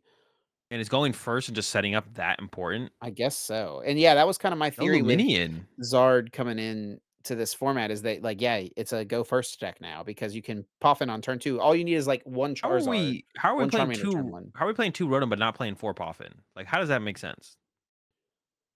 Well, you can't get rid No, of but like, Poffin. No, why are we not just like 4 Nest 4 Poffin? Why are we playing 2 Rotom? Like, why are we that Well, concerned you gotta about make turn space. You 1? gotta make space for the Rotom somehow, right? Sure. I guess it is like one less card you need to search for then, I guess. Sure. Maybe it makes sense. A lot of the lists actually have 3 Poffin. They do. 4 Nests in this one. Yeah, this one's got the Jet Energy, and it's got a couple of ancient Pokemon here, the Fluttermane and the Gouging Fire. You can hit hard with the fire early. The fire's not bad. I think it's probably only really useful if you're expecting Vulpix. Or Arceus decks, like with Choice Spell, you're getting Yeah, those. sure. But yeah, Yeah, play generally Choice for the Spells. Vulpix. This one's got a Mew EX. This has got a Mew EX, and it does have a Prime Catcher as well. Yo, are we bringing up that Greninja turn 2? That's got to be That's that kinda the crazy. cheese. Yeah. You're up against Baxcalibur. But again, Goodbye Frigibax. 3 Buddy Poffin. And that actually this might be the lineup we see is 4 Nest Ball, 3 Buddy Poffin be the more popular. Like, if you cut one of them, I think it does kinda make sense that Poffin would be the one, Yeah, right? maybe that does make sense. It might make sense here. But Charizard's not the only deck doing well. I mean, there's still some control stuff. There's Gardevoir, there's Golden Go, there's Lugia still hanging around here. A lot of the So doing the Lugias that I've seen have been yeah. playing a Noivern or 2 in their list because otherwise you have no way to beat that Future Box deck. Yeah, Future The Hands, Future Hands deck, a yeah. Rhydon if it shows up. Even like Lost Boxes. But I don't even know. I don't think Lost Box is very good, but it's still around here. There's also Um, in that list specifically there was a Salvatore as well. So you can like turn 1 or like you can get the Noivern set up in 1 turn. yes, yeah. So it doesn't let you don't just leave the Noibat out there to get bodied. Make it into the Noivern immediately in 1 turn with the Salvatore, which is interesting. Yeah, I think it's probably better to just like take a tougher matchup there. You can still beat it. Like if you ever catch the Iron Hands without having the heavy baton on it They and just always have knock the it out heavy with a baton Tinchino. though. Yeah, I They mean stay they batoned up. try to. I don't know. Have you played that deck a lot? No, but they have 4 Arvin. I hope they got the baton. They don't always have the baton, dude. That deck is not that consistent. The Really? Iron Hands deck, yeah. I assumed it would. Yeah, I mean, I played like no. The only thing I played with is a little bit of Lugia. That's about it. I mean, I haven't played as much as I'm sure some people have, but my experience with the deck so far is that this deck has not been that consistent. There's still a lot of meta evolution to happen as well. Of course, So yeah. um, plenty to change. There's a couple Armor Rouges down there, a couple Cocos. Yeah, some Arceus Armor, some Gardevoir stuff hanging around. Bro, oh, I guess like okay, there's like some reason there's an Artisan in the Gardevoir deck. I was gonna be Artisan sucks, but if you do want to be able to counter your opponent's stadium, playing a couple Artisans over some other basic Pokemon search cards isn't terrible.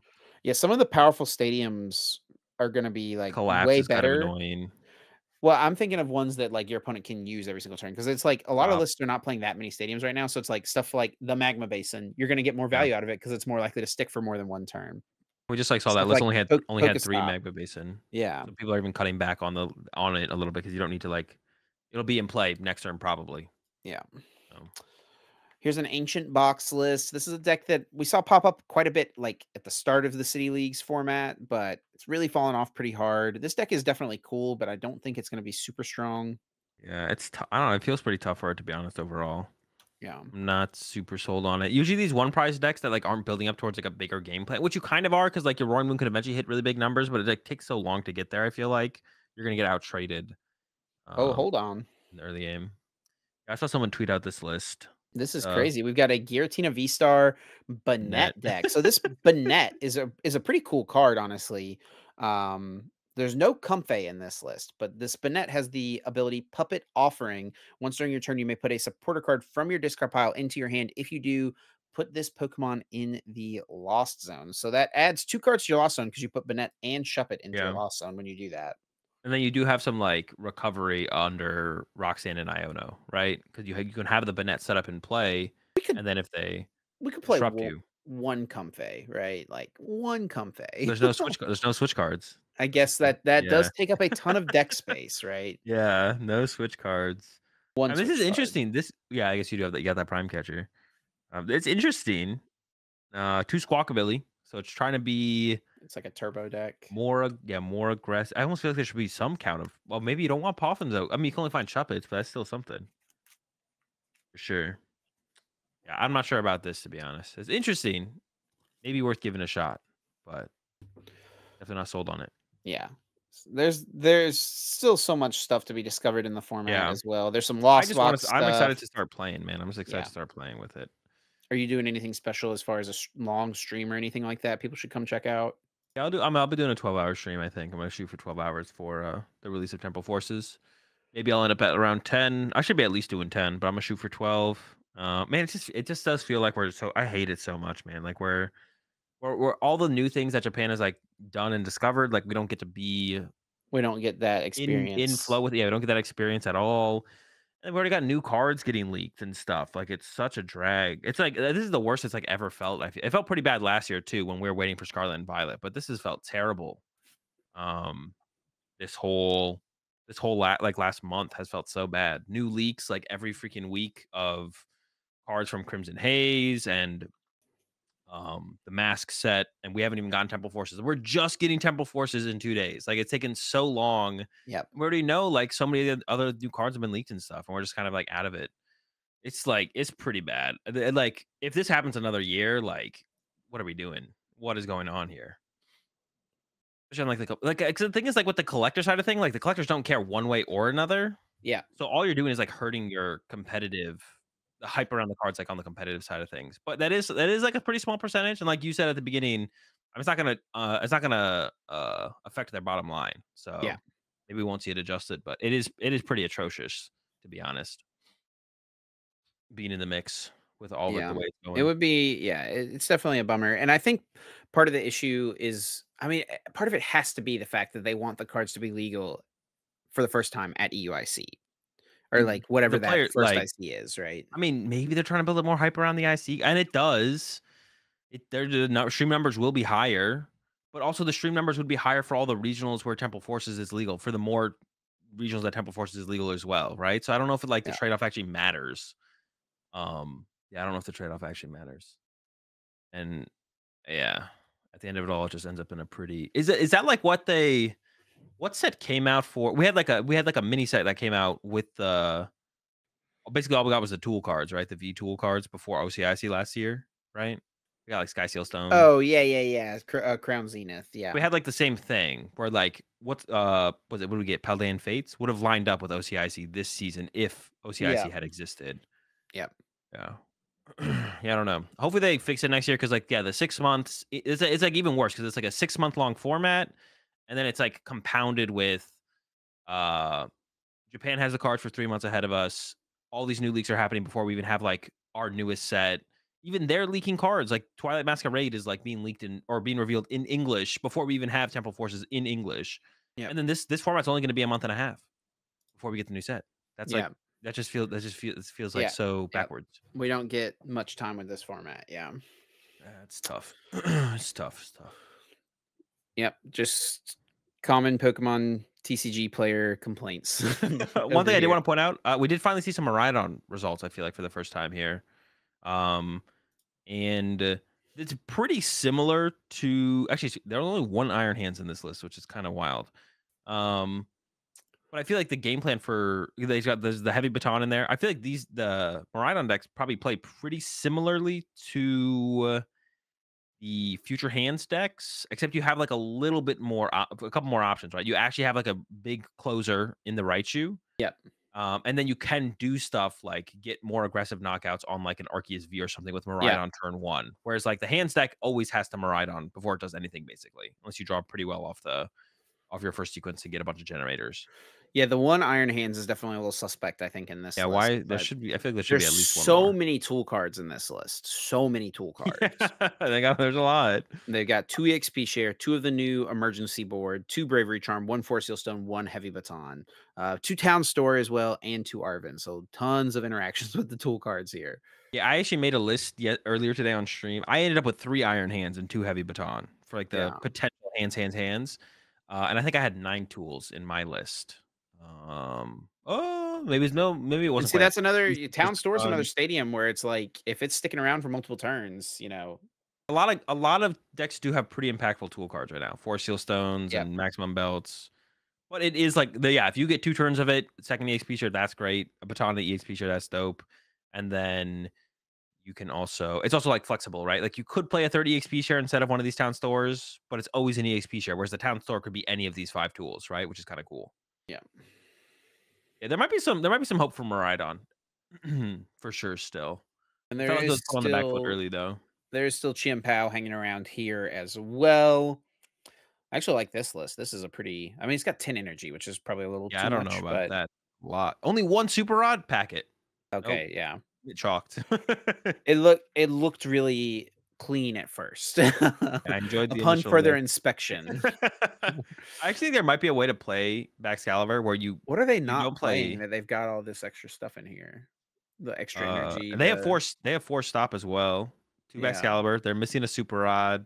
Only 2 Bidoof. They've got No the no 3rd Ditto Baxcalibur and the 4th Rare Candy. and the 3rd Chien Pao. What No are they not vessel. No playing? vessel. No No vessel. No vessel? vessel. Okay. I don't know if that's the how are we finding that lightning? I mean, you can what's it called for it, but I'd rather be able to Irida for a vessel, I feel like. Yeah. A lot of lists are playing the Ooh, Kyogre. I this is don't what I think was that talking card about. is yeah. Like Huh? no hands, Yeah, no hands and here. then but I would like to see like 2 canceling clone. 'Cause with Prime Catcher, and I was also thinking you could add Silene Especially if as you're playing the well. Kyogre, I guess, right? You can also get Silene involved. Um, and then you can like Silene chain the Greninja snipes two You turns can in a row. Silene the Prime Catcher on top and then Pokestop to draw the Prime Catcher. Yeah, canceling like play 2 canceling cologne, Prime Catcher, probably still a counter catcher, and then like a Silene or 2. 'Cause even in the early game, Silene's not bad. Because if you go like Poffin, Silene, concealed cards into the Poffin, like that's still you're still moving something like that. Well, let's move on here. We need to get into Vancouver.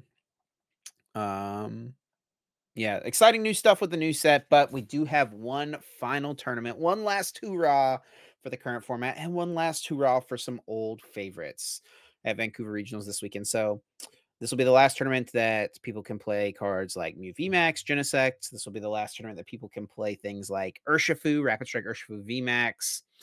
Do you think that this being the last weekend that those cards are legal at a major, is that going to have an impact on the meta or like people's decisions as far as what they're deciding to bring to the event? I don't Like, are think we a going to see whole people do the ton. true, like, one last ride? I don't think a whole ton. Like people had that already in Knoxville, and Knoxville numbers didn't seem super wacky or anything. Yeah. Same thing with the European event as well, right? Over in Utrecht. Utrecht, but like nothing seemed super out of the ordinary for Utrecht, besides it being a special event, which means like the unclassified deck made its way onto the like besides that, but that's just because it was a special event, right? So Hmm.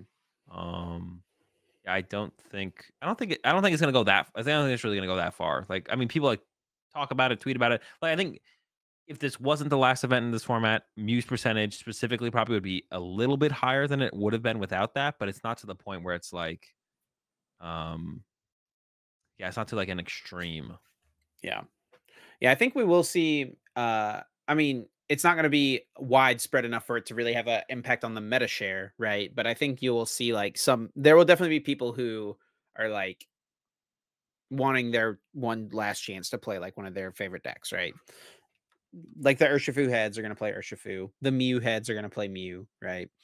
Yeah. One last chance to play maybe one of the strongest decks in the history, like one of the like most consistent, powerful decks in the history of the game in UV Max, to be honest.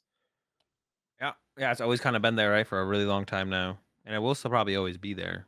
Or it will be, I mean, I guess it always is there. It will still be there in this last one as well. That's what I meant to say. Like Yeah. it's still a decent play. I don't know if we're gonna see more fusion or DT or whatever. Yeah.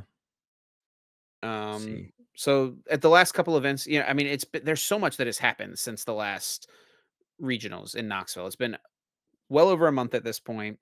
Um, there's the special event in Utrecht where Mew won. There was the regionals in Goiânia where Control won. Palkia got second.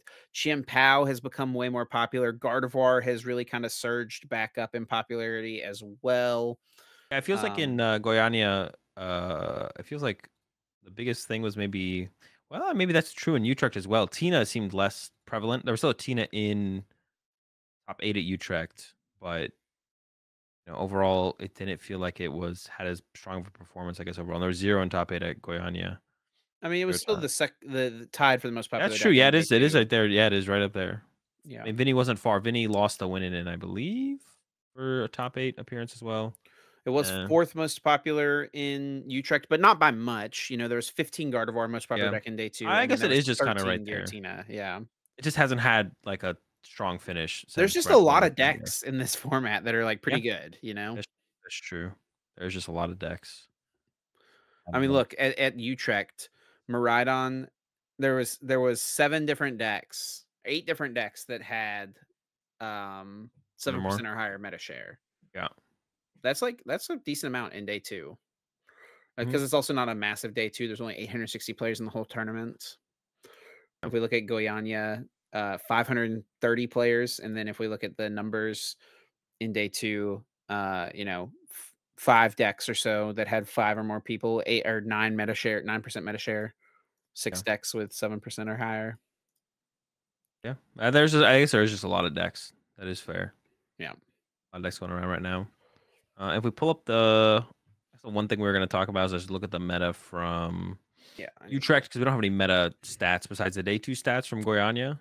But I think we're gonna work off Utrecht because it was a decent amount bigger, and we do have the day 1 percentages as well to try and to at least talk about that. And yeah, the unclassified. The only reason unclassified is there is because at special events, to reserve your space in the tournament, you have to submit a deck list. So a lot of people Yeah. just submit random decks to hold their spot, and then they don't show up to the tournament. There's a lot of buys in round 1 of special events, and then there's also just like because if you have your deck list submitted, you're put into the tournament. Yeah, But a and lot of as people you can submit see like here, random decks. we talked about this a couple weeks ago when we talked about Yeah, Utrecht, yeah. but there was I don't even know if they're 1,100 unclassified there. players submitted decks, but only when we look at Limitless, 890 or 860, sorry, players playing in the actual tournament. 147 people had a deck list submitted but didn't show up. But that puts you in the tournament if you have a deck list submitted. Yeah. But yeah, so Roaring Moon was still the most popular, which is a surprise to me. I think that'll definitely come down though. I think we'll see it. Maybe it'll be like a fight for that first place deck between that Tina and Zard though here at Vancouver. Yeah, I Maybe mean, and I'm already getting in the mix as well, to be honest. it was still right here at, like, you know, basically the most popular deck in day 2. It was tied with Charizard. There was 14 people on Charizard and Roaring Moon, 15 on Gardevoir, right? So it's like basically the same. Yeah. It's definitely still up there. And then yeah, they all like it feels like Tina, Moon, Zard have been the top 3, and I don't think Tina's been the most popular yet. I think it's just switched off between Zard and Moon now, the last couple. But I could see it being Tina. I could also see Gardevoir getting into the mix a little bit more, and maybe Yeah, I don't think Gardevoir is going to be most popular day 1 ever, probably but not. I Could get think close it though. It like could get up there to like 11%. It could get up there a little. I think it will be over 10. It'll be 10 plus at Vancouver. yeah, I mean, it's That's like definitely not like a been big massively increase. trending upwards for sure. Now, Vancouver is going to be a little bit smaller. They tweeted out the numbers. It is, I think, still around 1,100 or something like that, and there is still space available. Wait, really? Yeah, I thought it filled. nope, I thought it like filled instantly. it did initially, and then they've released more space. They've made more space, and then now there's space. Okay. Yep. It is always something that's interesting, like when they make space this close to the event, like how many people are actually realistically going to be able to fill that No, space? they've had space for a little while. Oh, it's been a while. Okay. They've been tweeting about it, but yeah. So Regretting getting that extra space. 1,031 masters at the moment still have spots available. Okay. Interesting. But not quite fully capped. People were freaking out about. It's funny because people were freaking out about Vancouver being such a low number. It did cap like instantly the first wave.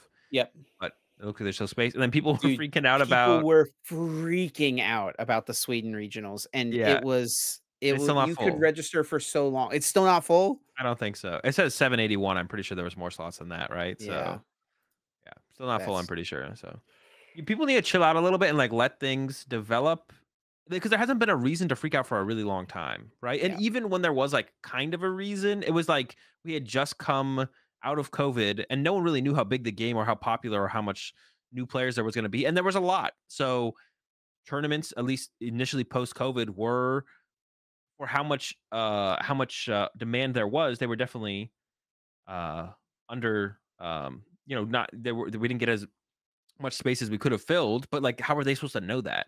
Stockholm As like registration is still open, by the way. yeah, and but as these 2 years have gone out past the first half season post COVID, like things have been pretty good, at least in North America. Europe is finally catching up this season. I think Europe's a season behind of realizing, oh, the game's actually pretty big now. But now Europe seems to be on par for their demand, or Yeah. pretty close to it.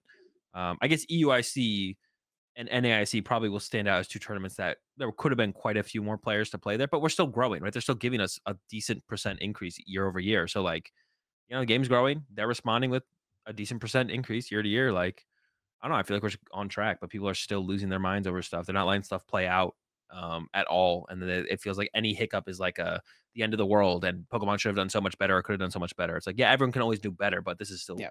like we're on a good track here. People need to like chill out with that stuff. It's like so cringe to see it on Twitter like every other week. It's like let it play out. And as long as they're giving us a decent percentage increase, even if stuff does fill instantly, if they give us a 50% increase from last year to this year, like they can only try and like make a big they could only they can't like guess that it's going to increase by like 200%, even if it does, right? Like that's like such a huge number increase to like Another guess. another factor definitely is the fact that we are later in the year. So there are people who've already gotten their invite that aren't traveling to as much stuff. There are people who have gotten enough points where they are feeling comfortable that they don't need to go to majors, that they can Yeah, wrap them up at that's the maybe true locals. as well.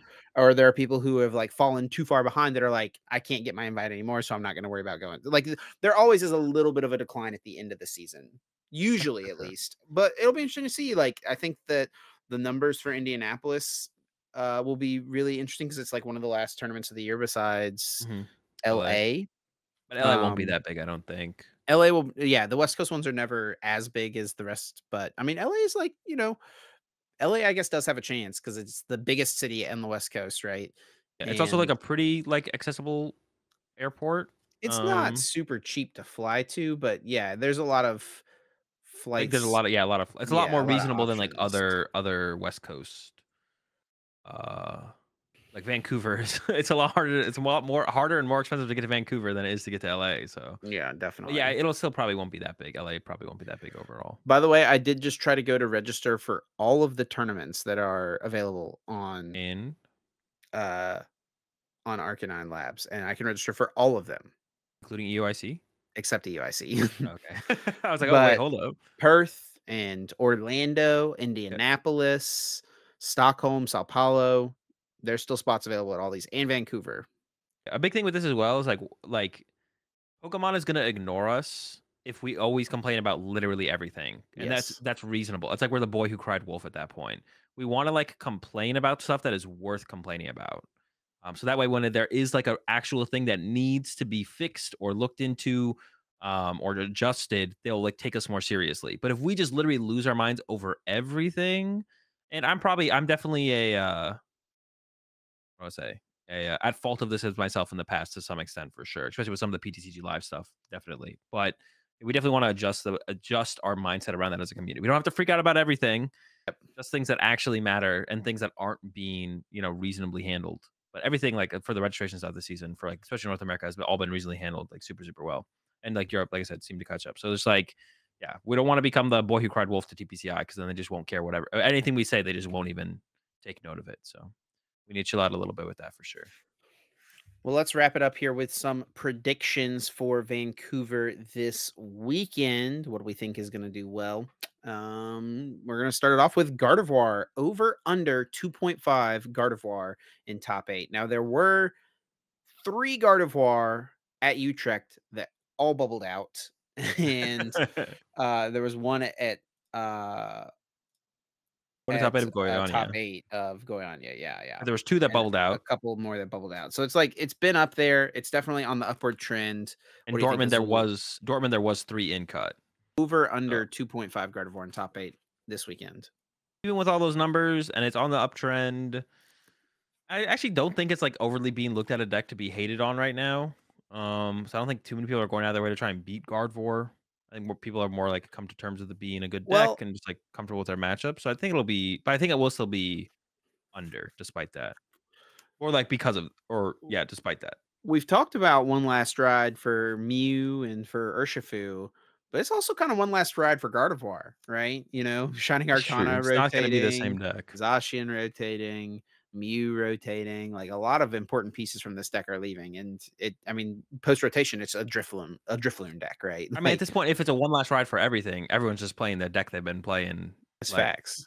like it's like if everything's on that one last, I guess Chi and Pow. There's gonna be 0% Chi and Pow because it's not the one last ride for that one No for sure. Charizards. No Charizard, no Chi and Pow. Yeah.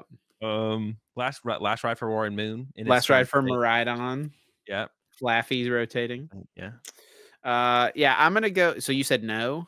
I'm gonna go under. I'm gonna go under. Under? Yeah, There I will think probably. I think there will be two though. My guess is gonna be there two, but they're not gonna quite get that third.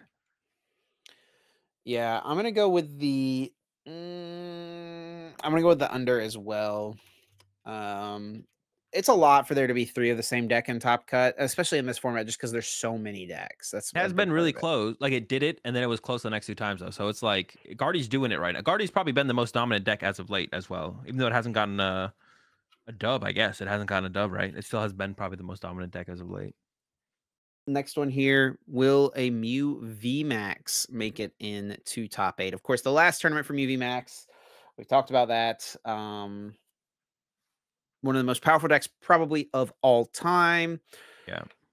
Is the meta good for it right now, though, is kind of the question. And I am going to go with no on this one. I don't think that Mew gets a last stand in North America like it did over in Europe. I don't think it makes top 8. It definitely doesn't win the tournament. I think there's just too much of the moon. Gardevoir is getting more popular as well. That's not super good for it. It does still have good matchups, but Charizard's still hanging around there, of course, as well. But yeah, I'm going with no on the Mew VMAX making top 8 for this tournament. Yeah, I feel like if it is, it's gonna have to be the fusion build, which I feel like people will gravitate towards. And that moon matchup is like fine. Charizard's still around. It's tough. It's tough. And there will be a slight increase in play, like nothing super relevant. I think there will be a slight increase. We might even see some like better players choose to pick it up as well, just because it is. But I feel like You gonna give me one last ride, Azul? better players generally aren't as like the top level players generally aren't as attached to specific decks, but they sometimes they still do. Like there's like this is still my favorite deck. So even though I know there's a better play, I'm gonna play my favorite deck. So I'm gonna give Mew the top 8. I think it'll squeak in there. Someone will take it. Probably not all the way, but it'll get its top 8. And then, of course, coming off of Marco Cifuentes' finish in Goiânia, getting first place with the control deck. What do you think the highest placing control / stall deck? We're going to group them together here. What do you think the highest placing control / stall deck is going to be at this tournament? Actually thinking I thought about this one a little bit. I think the region with the most heavy hitting Tina players is North America. I think the most top level players choose the region that the most top level players choose to play Tina is North America. And I think maybe like even like the tournament results kind of speak to that a little bit. I mean, I know we had Vinny come over here and win with Tina, right, at Charlotte. Yeah. So I'm gonna go with a top 32 with that factor in mind for the control, because that is a pretty tough one for control. Yeah, with that factor in mind, I'm gonna go with the top 32. But I hope it is the Pidgeot. If it does go further than that, I hope it is the Pidgeot Charizard build, because that deck is actually really fun to watch and really fun to watch. And I think way better than the other build of control right now, just like the Quad Lax. Yeah, I'm going to give it a top 16 finish. I think it doesn't quite make it into the top 8, but it is going to do well. And and I hope as well that it is the control deck, because just block Snorlax counter catcher is so boring, man. It's so boring. Yeah, For the stream's sake, man, I hope it's not block lax. Yeah, honestly, the control deck is like pretty entertaining to watch. Like usually control decks are like not very good to put on stream because they're all pretty boring. And their win conditions are tedious and repetitive. But the control deck, some of its matchups are tedious and repetitive. But like watching Marco play on stream in the 2 matches in top 4 and finals that he faced at Goiânia was pretty entertaining. So if it does go further than top 32, I'm hoping it is the Charizard Pidgeot build for sure. Well, Zul, I think that's going to do it for our episode this week. Anything else you want to say before we get over to our Patreon bonus episode? No, I think that's basically it. Check out the stream, Azul GG on Twitch and YouTube on Thursday for 10 to 12 hours of Temporal Forces. Yeah, be sure to pop in, check it out. And yeah, thanks as always to everyone for listening and supporting us here at the Uncommon Energy Podcast. If you do enjoy, please be sure to leave us a rating, a review, a comment, a like. All those things go a long way in helping us out, helping more people discover the podcast. And yeah, if you want to hear more from us, check out that Patreon. Once again, we're going to be heading over there in just a moment for our bonus episode. And if you want to stay up to date with us, the best place to do it is over on Twitter. Follow myself at Chip Ritchie, Azul at Azul_GG. And then you can also follow the podcast at Uncommon_Energy.